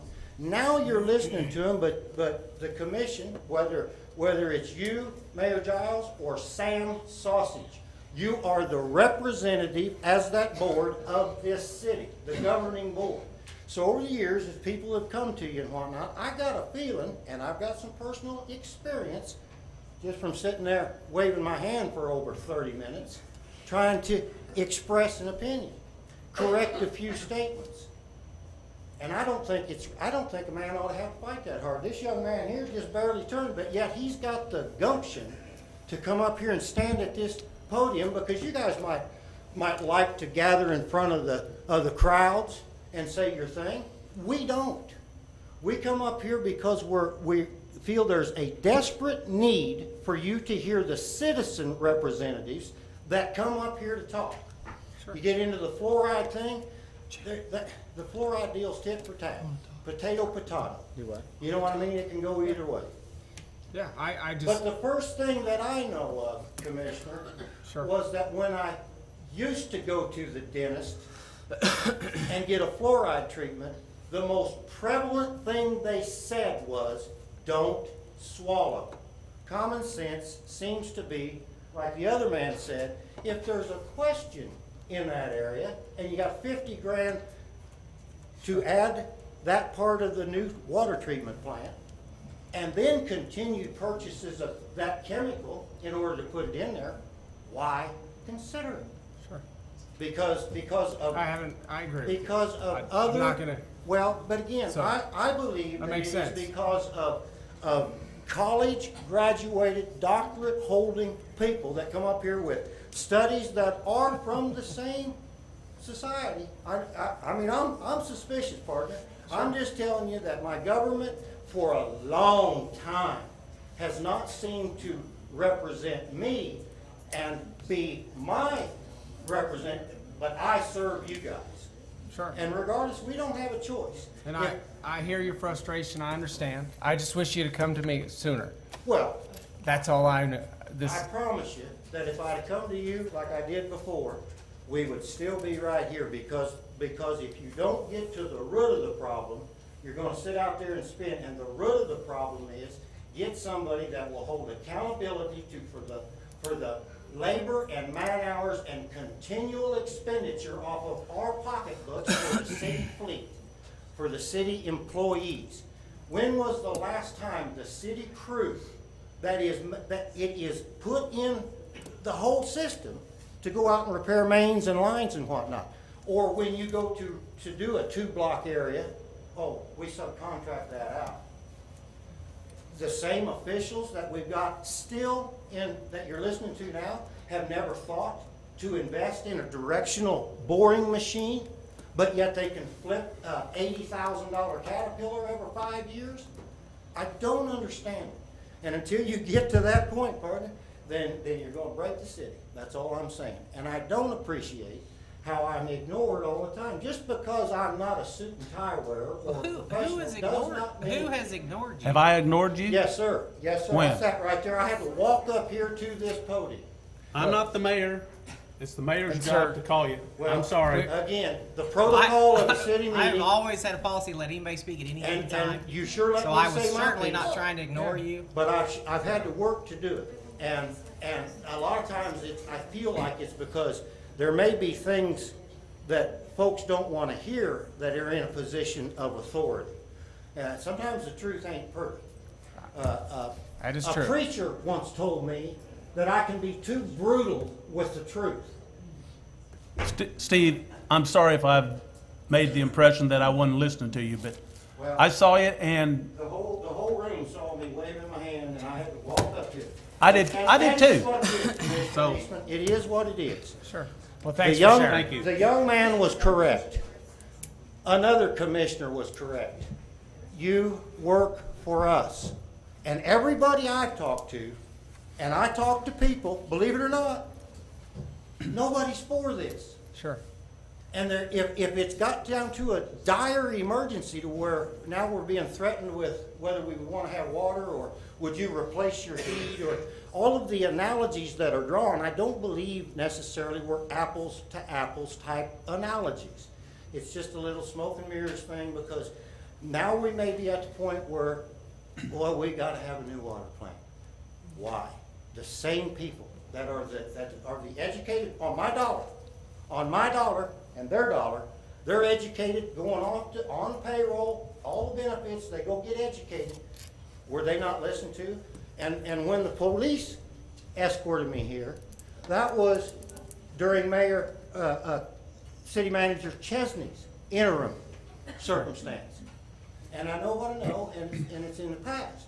Yeah. But it is difficult to come down when you've been treated that way for what? The truth? That's why we're where we're at. I appreciate what you say. And that's part of my comments that I said was I think there have been Well, errors in some of the statements, so I wanted to correct a few of those and answer some of the concerns the way I see them. And so I do appreciate everybody, at least from my standpoint, I appreciate your concerns. And and coming here to talk and Devery and Wesley, you guys are, you look young to me, I don't know, but I do appreciate you coming out and I hope you stay involved. I know, can we just put this to a vote? I mean, we've been talking for almost 2 hours now. Can we Thank you.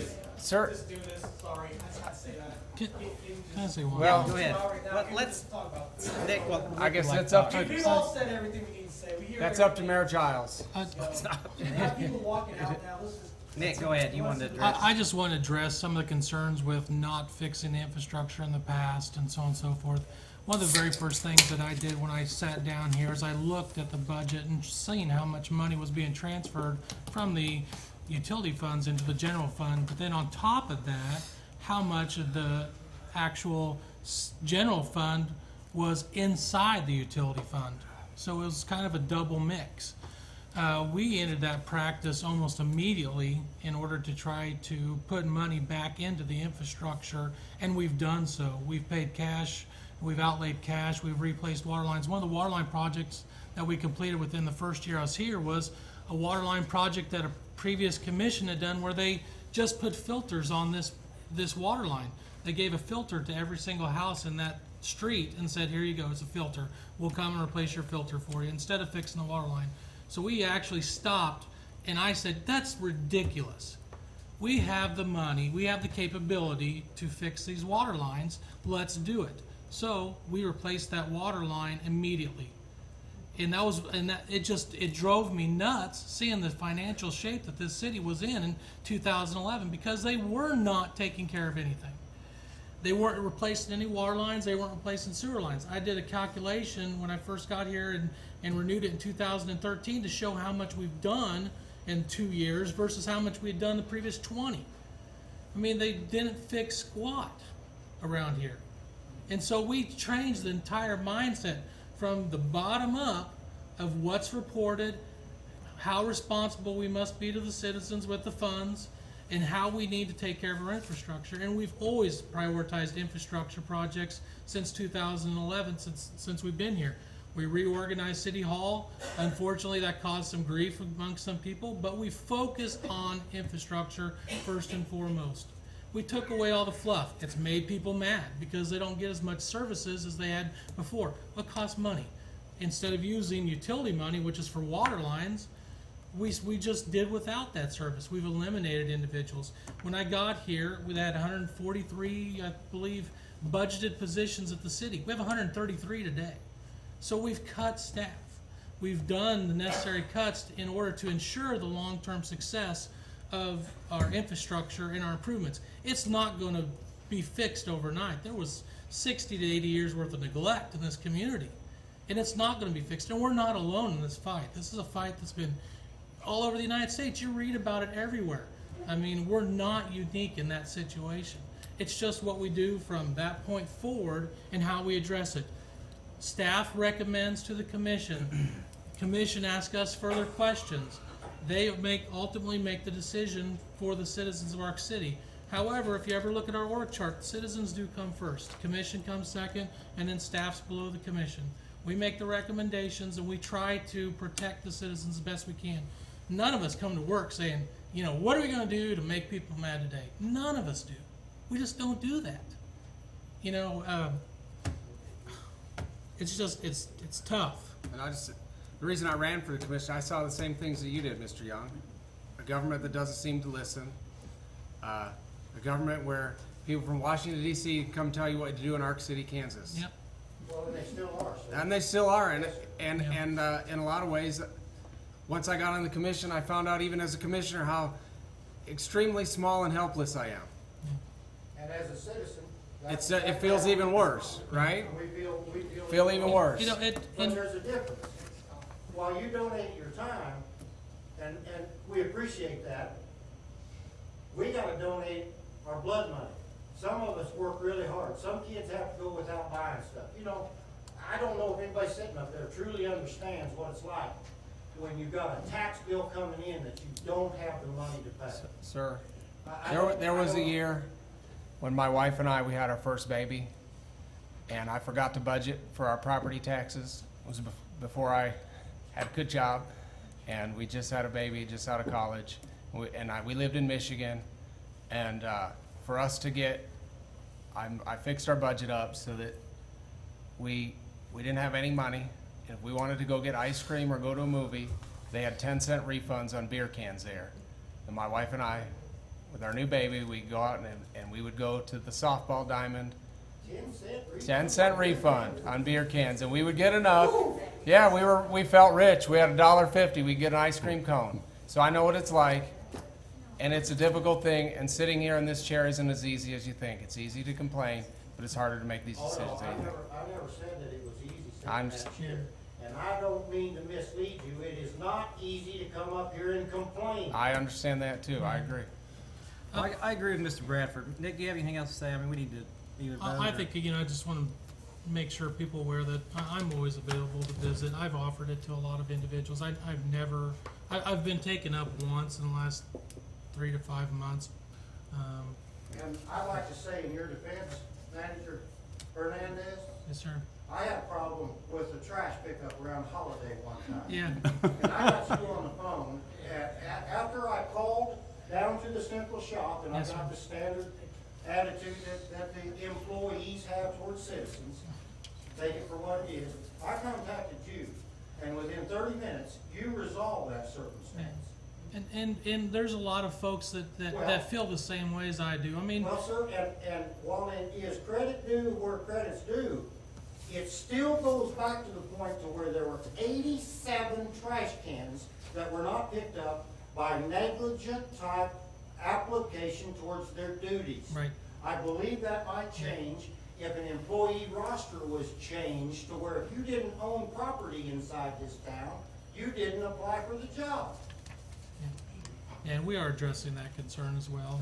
We're looking, it's a different No. subject. So I'm going to say one more thing, even though I'm going to make Chad angry because we've been going to Mr. Bradford, but I wanted to address all these concerns and talk to you. I know that I can tell that the people that came are frustrated tonight, and I just thought even if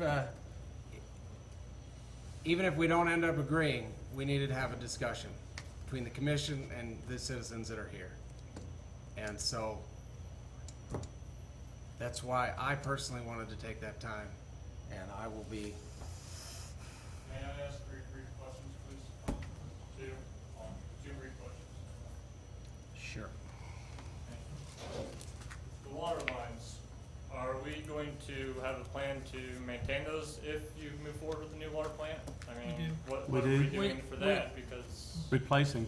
Yeah, we potentially could do will we have money to do that? Yeah, we have, Yeah. we're looking at about 3/4 to 1.5 miles of water line. We have some water line already identified that's gonna be immediate as soon as we have the. Immediate? Immediate as far as trying to get the plan moving forward, so hopefully within 6 to 8 months, we actually have someone under contract to potentially start doing these repairs. We are identifying all the red areas that are the major concerns. You know, we have a lot of small spot areas, but it may be something that we can address by looking at rerouting water systems, rerouting water lines, or just enhancing a certain section. And we're looking at all that and analyzing it. And so we're trying to make sure that our dollars go as far as we possibly can and hit those ones that are the most critical for the citizens. And we're aware of it, you know, of a lot of issues. We still have 2-inch steel line in certain areas of town that was basically, you know, from rural water districts, which we're going to get replaced. I don't know why that wasn't replaced 30 years ago, but I know we're going to replace it now. I mean, so we're trying to work on it. We're trying to balance all the issues. I mean, there's so many issues. I could go on forever. We're trying to balance them and make the best plan that we possibly can. Unfortunately, it's so difficult to try to address everyone's concerns because you do have a limited amount of budget. We don't try to make a profit. You know, we try to make just as much as the citizens are willing to pay. And unfortunately, some citizens can't afford, you know, as much. And so we try to help them with water efficiency. Our lowest minimum water bill is $18.17. That's the minimum. If you want difficult, and that's for the waters portion. I mean, there's a sewer on it and there's trash. And so just the water portion, which funds the water lines and the water plant and the well field and all the elevated storage, fire protection, that's $18.17 for a minimum. So we try to take care of those individuals that are on fixed income, that are limited in their resources. And also the average bill is about $33 to $34 is the average bill. Unfortunately, everyone falls out of the average. You know, if you water your lawn, if you have a grass, if you have 6 people that live in the house, you're going to fall out of the average. So, of course, water bills are going to be all over the place. But on average, it's about $33.17. I try to communicate this to people. You know, it's one of those things we cannot live without, unfortunately, water. But there's a lot of things that we pay substantially higher amount for, and we don't necessarily complain as much. You know, just like cell phone. $125 a month for a cell phone. It answers a call, and I can make calls on it. Or you can have a landline for $15. Most people pick a cell phone. It's the same with cable, internet. I mean, you're paying over $100 for these services just to have the ability to watch TV and so on and so forth. But we're providing you water and maintaining all the system for $33.17 on average. If you are a widowed individual that doesn't utilize very much water, $18.17 is what you pay for water. And we try to work with people. If they can't afford their bills, we try to help them as much as we can, and we try to get them to those individuals that provide those services, and we try to look out for them. We're not in the business to not provide you water. We're in the business to just make sure everyone's treated fairly, and unfortunately we get a bad rap because there are instances where people have a bad experience. It's going to happen. You know, and there's instances where people have really good experiences, but you don't hear as much about them. And so we try to, it's a fine, delicate balancing act for us to try to provide the best service we can at the lowest cost, but still take care of the red water issues, but someone else doesn't have red water issues, and someone has a garden, they don't pay too much, and someone has a pool. I mean, it's trying to weigh all these factors. And the commissioners, they spend a lot of time looking at this, and of course staff spends, you know, 100 times more time on these issues. But unfortunately, we try to provide them the best guidance we can in order for them to make a decision. and these are not easy decisions. If you think any one of these commissioners, including Commissioner Every, ever took this job lightly, you're wrong. I mean, they all study, they all call commission. I know you didn't say that. I know, I'm just saying, everyone on this commission, they do their hardest to make sure that they do what's right for the citizens. And unfortunately, tough decisions are made, and sometimes we don't agree with them.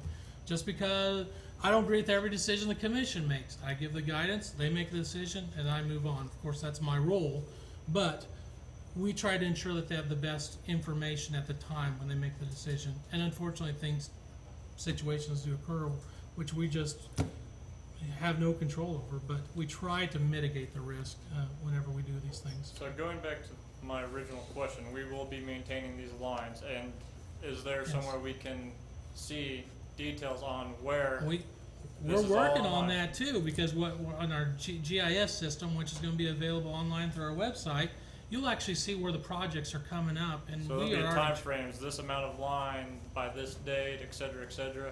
We can follow all those details. Yeah, we're going to have that. We're going to try to do that yearly, so we can have a schedule put out, so you know exactly what water lines are going to be replaced that year, and we have a good idea of where the next area is going to be. It's going to be Highland Meek, and then there's going to be a portion over on the east side of the river that needs substantial repair. But there's also a few other little pocket areas that need immediate attention as well. So we're going to try to address those as quickly as possible as well, to try to reduce the amount. We're not going to eliminate it, because we have 40 miles worth of water line that is old. But we're going to try to reduce it substantially in the next few years as best we can. But we are limited, and we don't want to raise your water bill to $70 a month on average. We're trying to avoid that. And so, does that answer your question? Yes, it does. Okay, thank you. Okay.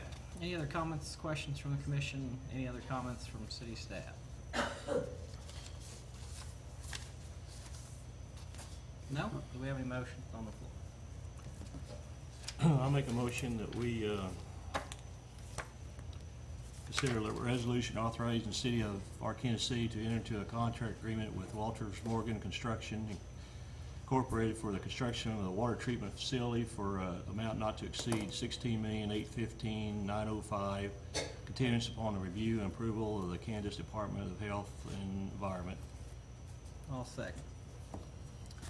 Been moved by Commissioner Warren, seconded by myself, to approve old business number 1 to enter into a contract agreement with Walters Morgan Construction not to exceed $16,815,905 upon review and approval of KDHE.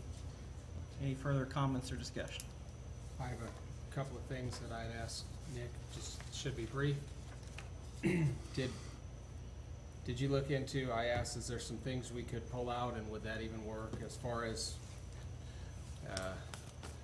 for those in the gallery, I mean, as far as like, could we scale down the paint or the veneer, or not order furniture or anything like that that would cut down on the cost? Yeah, basically, when you get the bid, what it does is sets the price for the not ways and means, but basically it sets how and what items are going to be in the plant and so on and so forth. However, there are some potential value engineering type savings that you could see, but there may be cost overruns in other areas. But what you try to do is balance it out to reduce it to basically what the price is. I'll give an example. The clear well. Our clear well is bid at $1.7 million. We actually will come in under $1.7 million for that project, and we've had several change orders and deducts. We've added some costs, we've deducted some costs, but our deducts are greater than our. I just wonder, is there anything like that we can pull out? We're constantly going to be looking at that, and we've already been communicating with Michael Connell and the Burns and McDonald team in order to look at all those items, because Ways and Means can save you potentially a lot of money. It just depends on how the contractor wants to move forward, because they'll say, well, maybe you want to do this item before doing this item. And that could be a huge substantial savings, and we're just going to work through all those items, but we're going to make sure we do everything we can. Right now. No, not at this point, but we're going to do everything we can to try to keep the cost at a minimum. Okay, and I know, did we ever hear anything from Walters Morgan? I know a commissioner sent a letter to them about holding the bid. Mike, did you ever receive word from Walters Morgan? yes or no, or did anything, or? They did email me a letter Friday, which I did forward to Eric. Okay. And they basically confirmed that the statements that I made on Tuesday, March 22nd regarding what their opinions were was what their opinion was. So April 10th, the bid. Is it April 10th? Is that the? That's what, April 9th has to be approved by By then April. to meet the requirements of the contract. and then, so if we don't approve it, then it goes out to bid again if we choose to go forward. That is correct. So, just- All right, any other comments or questions? Just, Go just ahead. for clarification, the motion does not approve the Not- fluoridator, not the right. alternate fluoridator, it's just the plant itself. Not right now, yeah. All right, all in favor, say aye. Aye. Opposed, same sign. Aye. Item carries. I'd also make a motion to approve alternate number one for the sodium fluoride saturator system for a lump sum bid price of $58,380. I'll second it. Motion by myself, second by Commissioner Eastman to include alternate bid number one for amount not to exceed $58,380. Any further comments or discussion? And I would just say that, thank you for the dentists that came. I personally know almost all of them.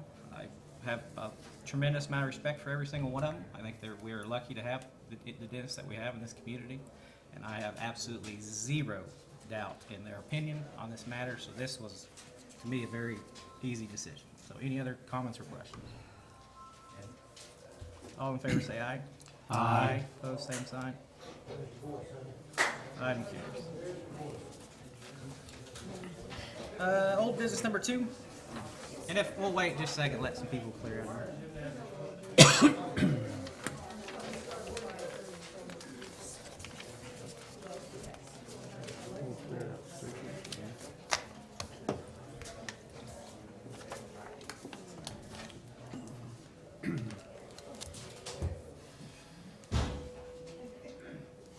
Okay, old business number 2. Consider Mayor Chad Giles' appointments to various city advisory boards. This one, we got a lot of names added late, so I think, right now I'm really only comfortable with reappointing Mr. Patton. I think that's one I was Mr. who? confident, Mr. Mark Patton. Oh, Patton, I'm sorry. He's just filled Mr. Slade Griffith's term and is looking for reappointment. The other ones, some of them submitted applications just here recently, Dr. Herrera, a lot of names I don't remember seeing on here before, so I think we need to flesh those out and make sure we give those our attention, and so my only recommendation would be to reappoint Mr. Patton to the hospital board. Could I add something to that? Sure. I'd like to recommend reappointing Marilyn Stout to the library board. That's a reappointment. She was doing an unexpired term for, I can't remember who, and she shows a lot of consideration for the library board. I didn't see that one. So I would like to have her part of your appointments. I'm fine with that. Okay, yeah, I missed her. So my recommendations would be reappoint Marilyn Stout to the library board and reappoint Mark Patton to the hospital. There's also an additional request on the item regarding the City Beautification and Tree Advisory Board to appoint Peggy Soul. They've had some difficulty making a quorum, and they're working on that city park policy. I just wanted to make sure you saw that. I missed it. Thank you. I did too. I think it was a new addition to the agenda. Yeah, I see it. Does she submit a letter? I don't see one that she'd sent, but it's Yeah, I on, don't either. it's on here.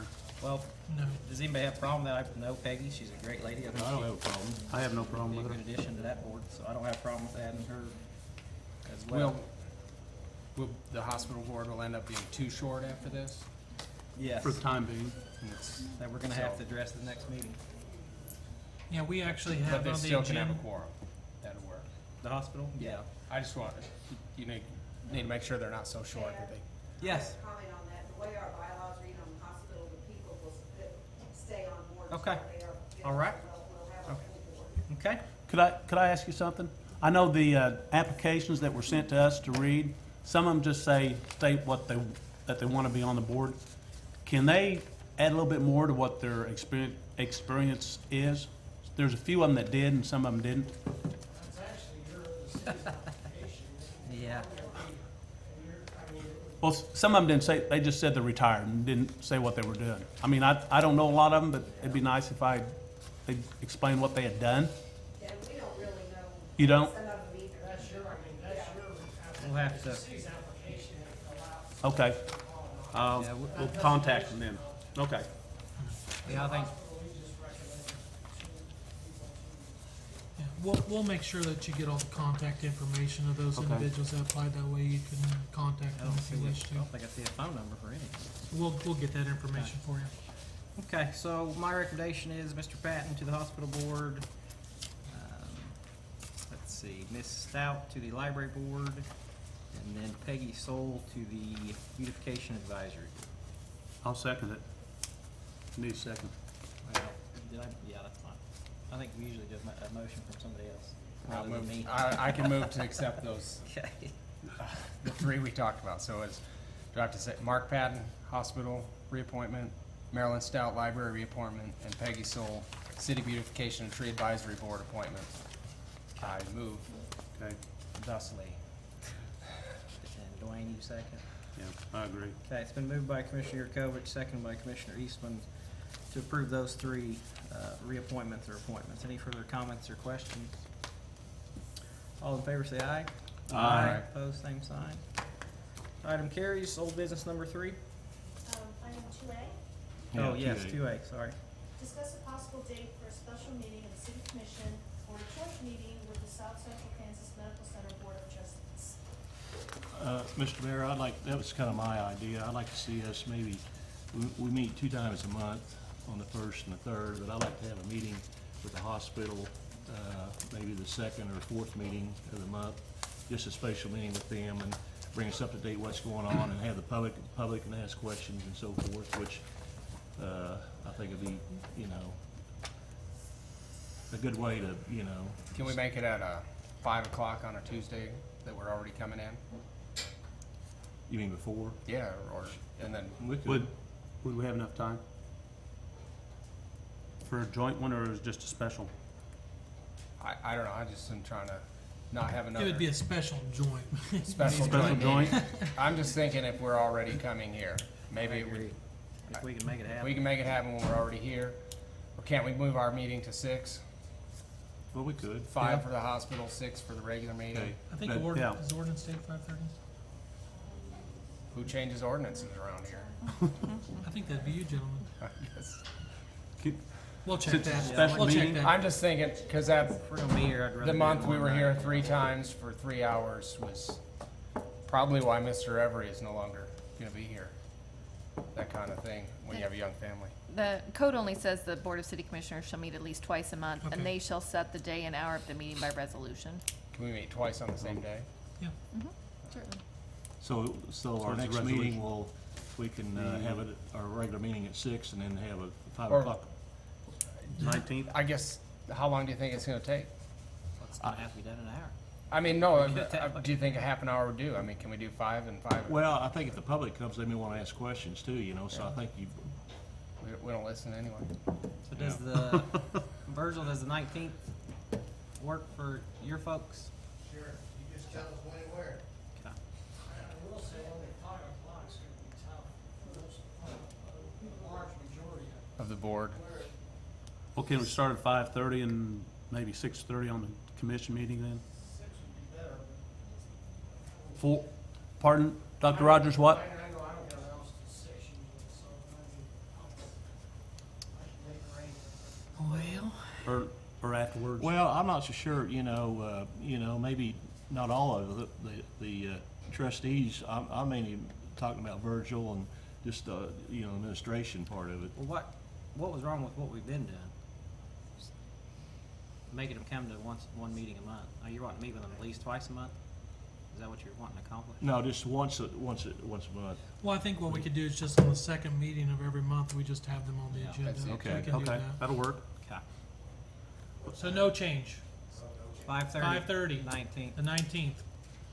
And we'll have you on the lower part of the agenda. Yeah. There we have the top. Well, we could. That's what we meant. We're gonna, First on the list.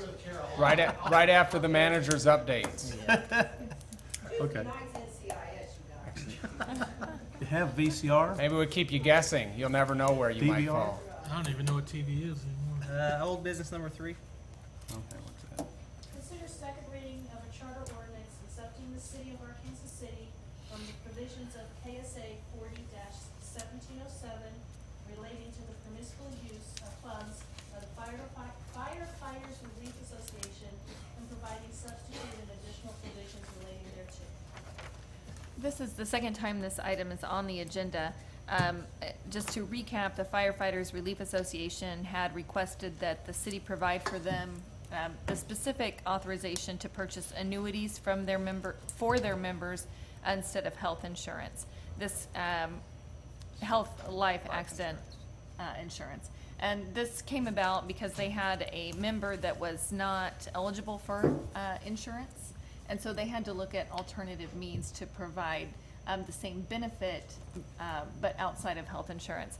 In their research, they determined that there are firefighters relief associations all over the state that do this. There are specific departments that are already authorized to provide annuities instead of firefighters. And I, out of an abundance of caution, because the statute, which specifically applies to cities of the second class, does not specifically authorize annuities, I had requested that the commission specifically authorize it by amending applicable statute. This doesn't cost the city anything. And again, it provides some authorization that many departments across the state are already doing. Okay.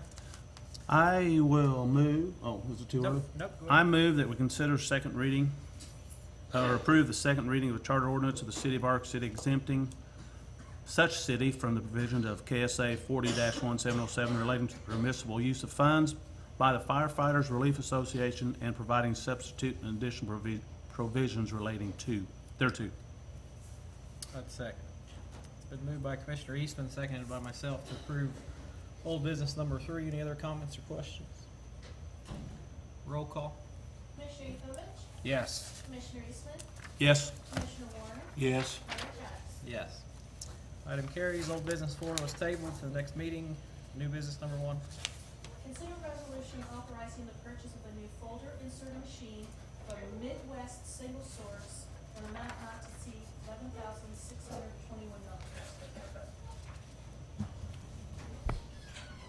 Good evening. Basically, the folder stuffer that we use for multiple tasks, and the major one in particular is to get the monthly utility bills out. We're recommending replacement of that. For this amount, it's really about a $17,000 machine, but we can get it on the state contract for the price stated.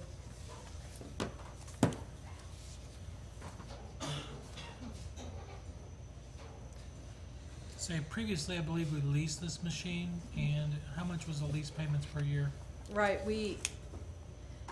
it was a 5-year lease agreement with that and a postage machine, and we were paying $1,869 a quarter, so it was,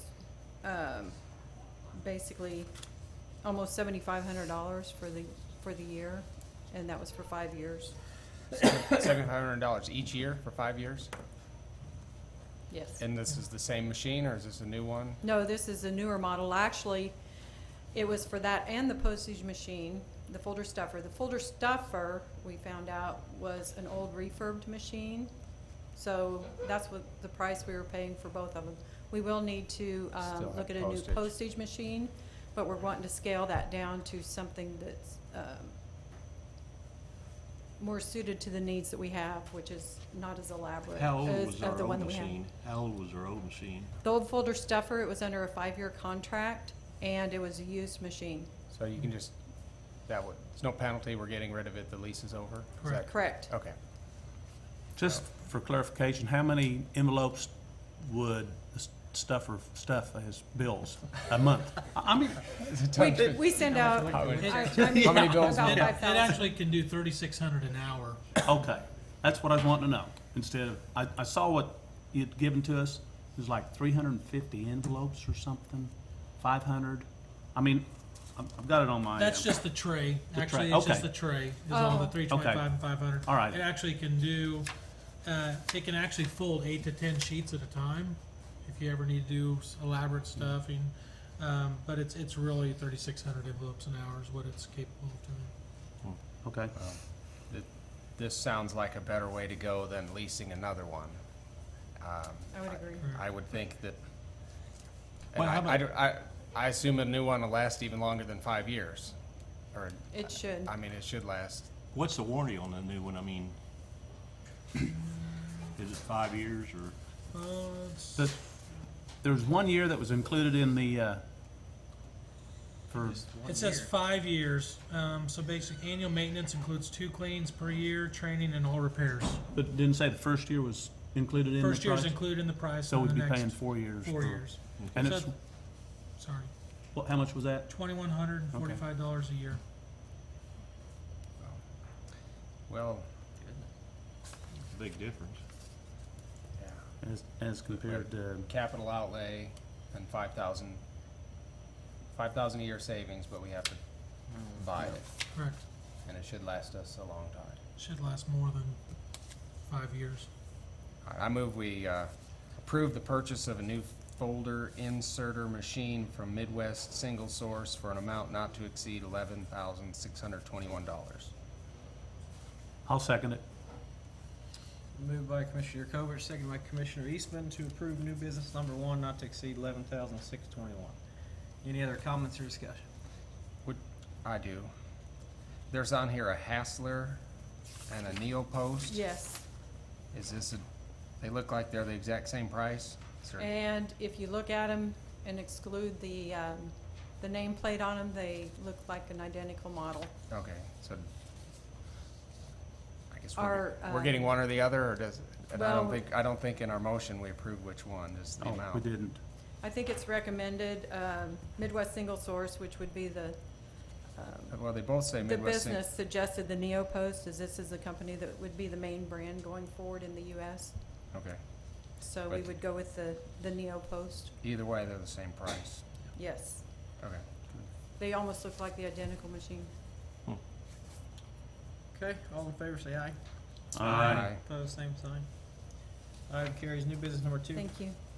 Consider approval of the city's insurance coverage for property, liability, vehicles, and equipment. You see the proposal, it actually begins, I believe, April 1st is when our insurance coverage began. We always get this right after the fact usually. And so, the year forward, we're looking at $187,989, which is a slight increase of about $6,000 over last year's premium. However, that's about $13,000 less than what it was in 2014 and 2015 still. We also will get a reimbursement check, I believe, typically from them. Last year, how much was that check, do you remember? 13,000, 17,000, somewhere in there. So we'll be receiving a check from them for renewing the policy with them as well. So we recommend that the commission approve United Agency being our insurance coverage again for 2016, 2017 for the amount of $187,989. So moved. Second. Moved by myself, seconded by Commissioner Yurkovich to approve new business number 2 for the amount not to exceed as specified with those companies. Any other comments or discussion? I just have one.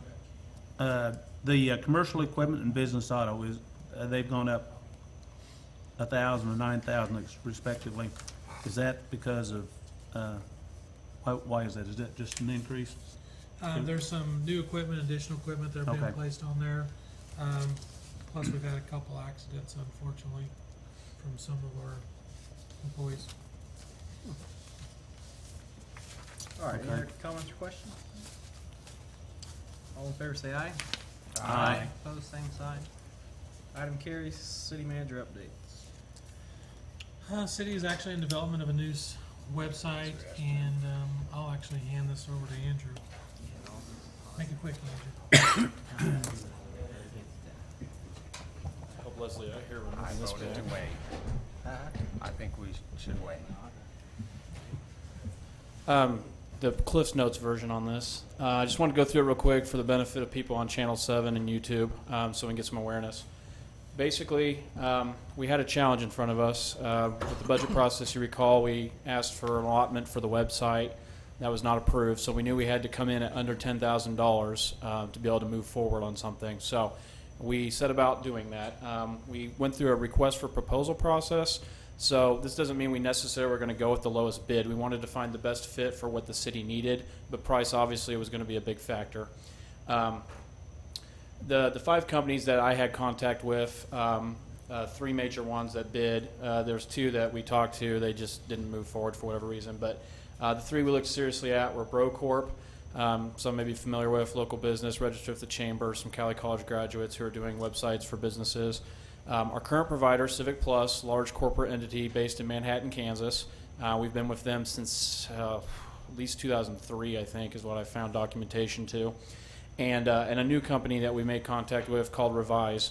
They're based in Troy, Michigan, but they're looking to move into the Kansas market. We're one of the first cities to be talking to them. With the bid cost, you can see there Revise had the lowest bid, but there was more to the decision than that. I was just going to quickly breeze through. Without getting into the details of the numbers, the key number is the average weighting. And Nick and Kathy had input on this too, but the main scoring was myself, our IT manager, Matt Metzinger, and Josh White, our GIS coordinator. So basically we went through and we looked at every aspect we can find and tried to fairly weight each proposal. We looked at how easy it was to navigate. We looked at how the site would look based on their principles and what other cities had done with them. We looked at how would it be easy for us to use as staff and to make it more frequently updated. Interactivity was a huge focus for us. You'll see here is 16% of the weighting. We wanted a site that citizens could communicate to us to and we could communicate to them through. Our current site does not really offer that. So we looked very specifically at different functions that citizens can make use of, and we're going to be rolling out those products over the course of the next few weeks and months, and I'll probably show you some more of that down the line, but we're not quite ready with a few of those features. And then just some other aspects of the proposal and how it was going to be once we got into it as far as support and pricing. So with BroCorp, they had a good proposal, but the truth is they're a new company. We had some concerns about the longevity factor. Would they be there to support us 3, 5, 10 years down the line? And in the end, the cost was just too high. With Civic Plus, this thing is touchy, isn't it? Well, regardless, Civic Plus rated a little better, but the problem with Civic Plus, and I don't want to sling dirty laundry, but we have a long, complicated history with them. You can just ask Matt if you want more details. But really, Civic Plus has been jacking our rate up over the last few years, and I can show that in a minute here, and not providing any new service. We have a site that I would characterize as very last decade, and they had not made any effort to improve that to us without also attaching to it increased costs. And so when we got their proposal, it still had a lot of the problems that we were dealing with, but they were wanting to raise us up anywhere from a $14,000 to $16,000 initial investment and a $10,000 to $12,000 maintenance, depending on which track we went with. So that was a no-go. And then finally, Revise. Like I said, $8,234 annual. That's locked in for 5 years of our contract. And on top of that, we were so impressed with everything we saw. We tried to keep an open mind throughout the process, but Revise from the start just kind of blew us away with what they were offering cities. They were very tapped in to what we were looking for. To show you the cost, basically, this is what we're going to be looking at the next 5 years. This was the trend we were on with Civic Plus. I just projected the same increases we've seen, but this increase, these 2 years, when I saw these numbers, it really kind of blew my mind because we did not get anything additional for our value. They just raised the rate and didn't tell us, basically. But this is what they were looking at for either of their redesign proposals. So this was kind of a no-brainer, but when you factor in the fit. So we had a kickoff meeting last November. We've been in this process now for basically 9 months. And we just communicated with them. We filled out a questionnaire, had a discussion and dialogue. But the things we talked about, it had to be easy for our residents to use. Otherwise, what's the point? The current site is clunky. It's hard to find anything. It's not very responsive. And for staff, it's almost impossible to use. I have never seen a website with back-end delay times like what we have in our back-end. And that's why you don't see anything change on the website. It is literally too cumbersome for staff just to make simple fixes. That had to change. Aesthetically pleasing, I personally feel our site currently is pretty ugly. Again, it gets back to that last decade design, and I've heard that feedback from others. informative, and that's on our end. You know, that's us as staff keeping it up to date and making sure it's useful. But to do that, we needed the tools, and we knew we weren't going to get that from Civic Plus and interactive, which gets back to the citizen engagement.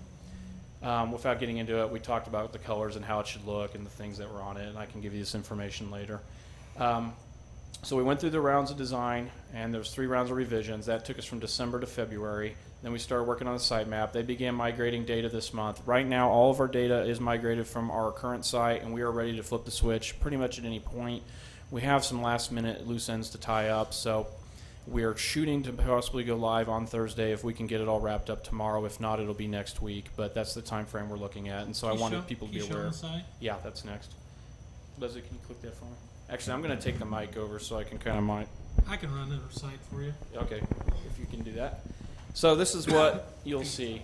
There's some things that aren't rendering correctly on this computer, so bear with me. But from the start, it's very photo dominated. We wanted it to be visually appealing. We feel like this is a landing page for the entire community, not just the city government. We've talked to the CVB about how we can better attract people to the community. Our domain is the #1 search hit on Google when you search Arkansas City. So this is what people are seeing when they're investigating our community if they want to move here or locate a business here. And what they see is our current site. So we knew we had to improve our front page. And that's, we got some beautiful pictures from Steve Treadway, the one with the fireworks, of course, recently made it. Our old site here too, just so I can have just a quick glance comparison. That's our current site homepage. It doesn't stretch. I'll get into RWD in a minute, but it's ugly, to be honest. This is a responsive web design site, so if you're using a phone or a tablet, it's going to scale down automatically to your size of device, and it does that fairly smoothly. We can actually demonstrate that by dragging it down. If you pull it down, what you'll see, this is how it's going to look more like on a phone, and basically you can do that on any device. It'll basically auto-scale, which was a big priority for us because that's the way web design is going. You can't have static websites anymore. The way our menus are structured is totally different. Instead of being a bombard of information where you have to know where to go in some department, we wanted to structure it toward audience type. So we're going to have information for residents, for businesses in the chamber, for visitors to the community. If you want to know about your utilities, that's its own special section. And then an I want to section, which we're still working on building out, where it's more phrase-based. I want to pay a fine. I want to pay my water bill. It still goes to the same locations, but it's a different way to find things. Plus, there's a search bar. So there's about, our goal is to have 3 or 4 different methods that you can find anything you're looking for on the website because different people look for information in different ways. So when you scroll down more on the page, there are a couple quick links. We're still working on enabling these, but we'll have the online bill pay.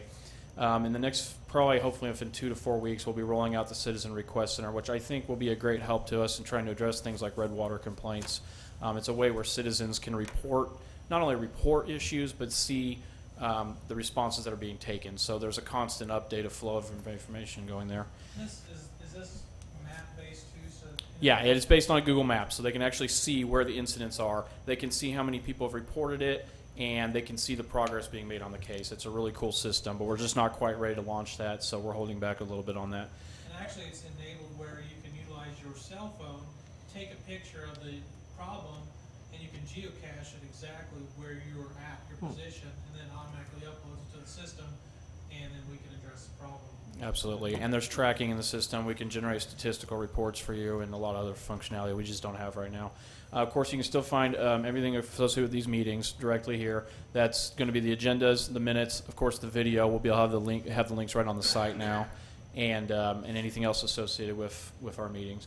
The Parks and Facilities system is probably not going to be ready to go in the near future because we're going to have to tie in a different bill payment system, but we will have this go to a page where you'll have all the information for any park or facility. What do you mean by that, Andrew? Our current bill payment system is it has tied into Encode in a certain way.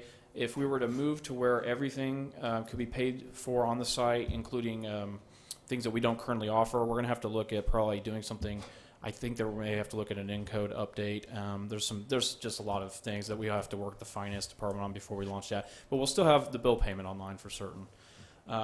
And then there's an FAQ, so you can see, a lot of the questions we get. That'll be subdivided by department and, of course, contact information.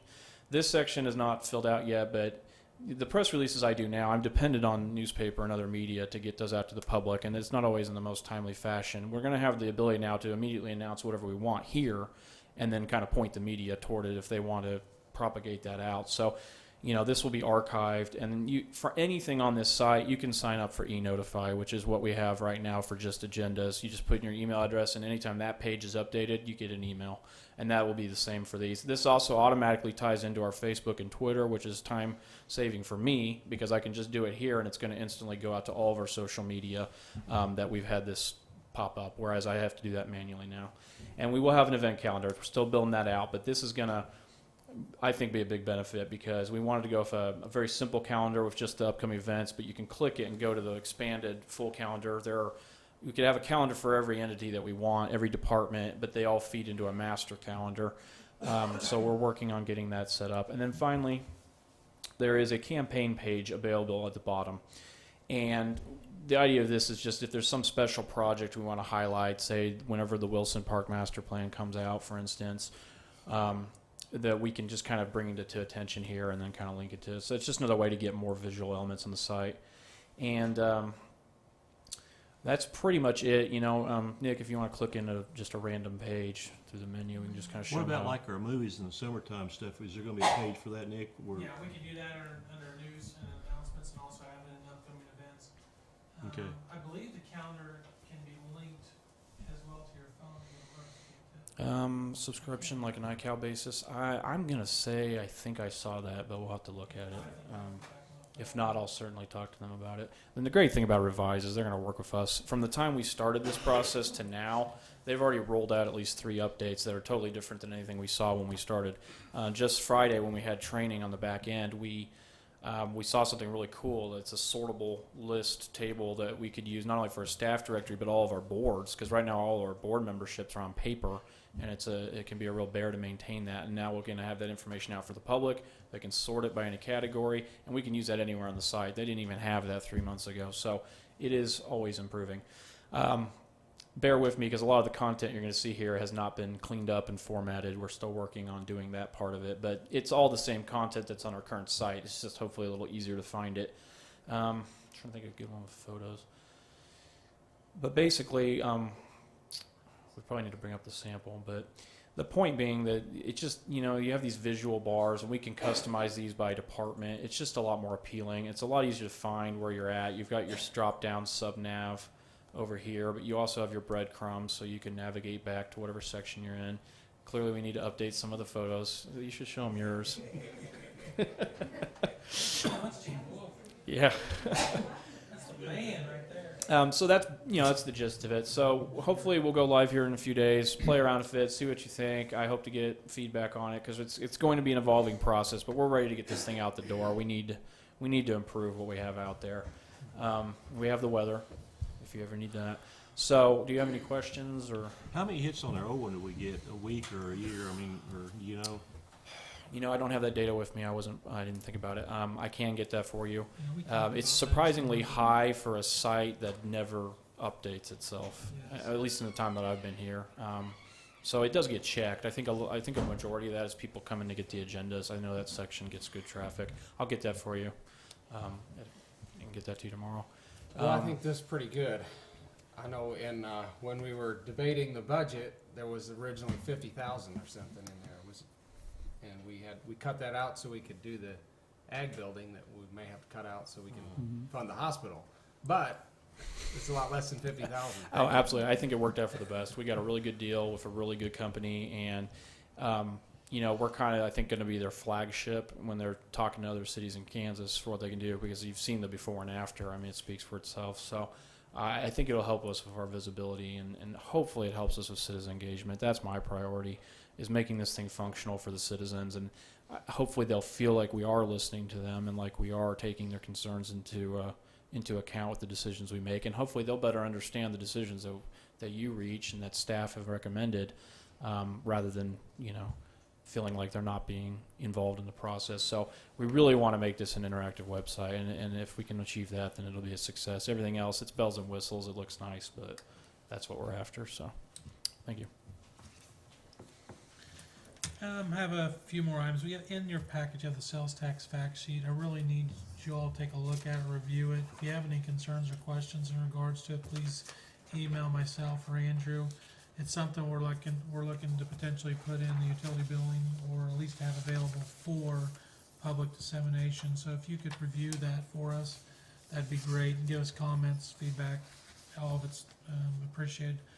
And then also I have good news and bad news in regards to the fire department. Chief Wolf this week received a $7,000 grant for high angle rescue from Sedgwick County, basically for harnesses and ropes, which is great. However, probably have a $100,000 roof that blew off the fire station tonight, so we're going to have to be putting a new roof on the building. Yeah, it happened while we were in here. Because of the wind? The wind blew the roof off the building, so. Was that something we were hoping to do sometime? Well, it was, but it was on the list to be done. I think there you go. it was next year, I believe, is what we had it. But I guess Something insurance is going to get involved. yeah, insurance will have to cover that one. Yeah, That's why we got insurance for. that's why we have insurance. Well, Let's improve it. Chief We already approved the insurance, right? Chief Wolf Well, texted. Chief Wolf texted me and said, "Oh my gosh, part of the roof fell off," and then Before they know, 20 minutes right? later, he's like, "Oh, here's the rest of it." So Wow. I mean, is it open? I mean, we're, No, No. actually, it's the sheathing and the insulation above the roof that blew off, and it's probably about 35, 40 foot on the north end that, just flipped blew off. over. Now, if the wind changes out of the north, it might just take it all the way down tonight, I don't know, we'll find out. We hope not. Is there rain coming? Actually, the area that, is blown off, shouldn't be a problem, it's the apparatus bay, so. Oh. And that's all I have. I have a couple of issues. Commissioner Every, of course, resigning this evening. Municipal code requires the city commission to appoint a replacement within 20 days of the date the vacancy occurs. So it will have to be on the next commission agenda to appoint a replacement. Of course, that's under city code. The commission chooses, and then there is an option for a tiebreaker vote. So because I am the tiebreaker vote, I would request that you not have a tie. So I'll just throw that out there. Also, Tango Transport, RCB Bank filed a foreclosure action against Tango Transport at Strother Field. The city commission, or the city of Arc City was named as a defendant through its ownership of Strother Field, because there is a Strother Field deed restriction on that property. The reason I'm bringing that up tonight is because RCB Bank served me as the city attorney with the lawsuit. But I am not the proper party to receive the paperwork. Normally, they would serve the city clerk, and then the city clerk would bring it to me. I would request authorization from the city commission to go ahead and accept service of it and to file an answer on our behalf, rather than requiring RCB to reissue a summons and serve the city clerk, who would then give me the paperwork. I think it just saves RCB some time and money. There is one on where I actually do need a 3-minute executive session to discuss financial affairs of a third party. Well, before we do that, Do we need a vote on motion? that, or do you just need our consensus to do it? Well, for an attorney to accept service of summons, you generally need your client's consent, so, Jay, do you consent? yes. Wayne, do you consent? I do. I consent. Yes. okay, then I have received the summons, so I will go ahead and file an answer on behalf of the city. All right, you said, I've never had an executive session be done in 3 We'll minutes. do it, 3 minutes. For what purpose? Financial affairs of third party. To include who? What now? To include who besides the commission? City attorney and commission, And you? myself. All right, move for executive session for 3 minutes, discuss financial affairs Is of there the gonna be city to action include taken? Nick and Tamara. No action. Second. Second by Commissioner Eastman, 3-minute executive session, no action to follow. All in favor, say aye. Aye. Pose same sign. Item carries. All right, any further business in front of the commission? No, Mr. Mayor. Are we ready?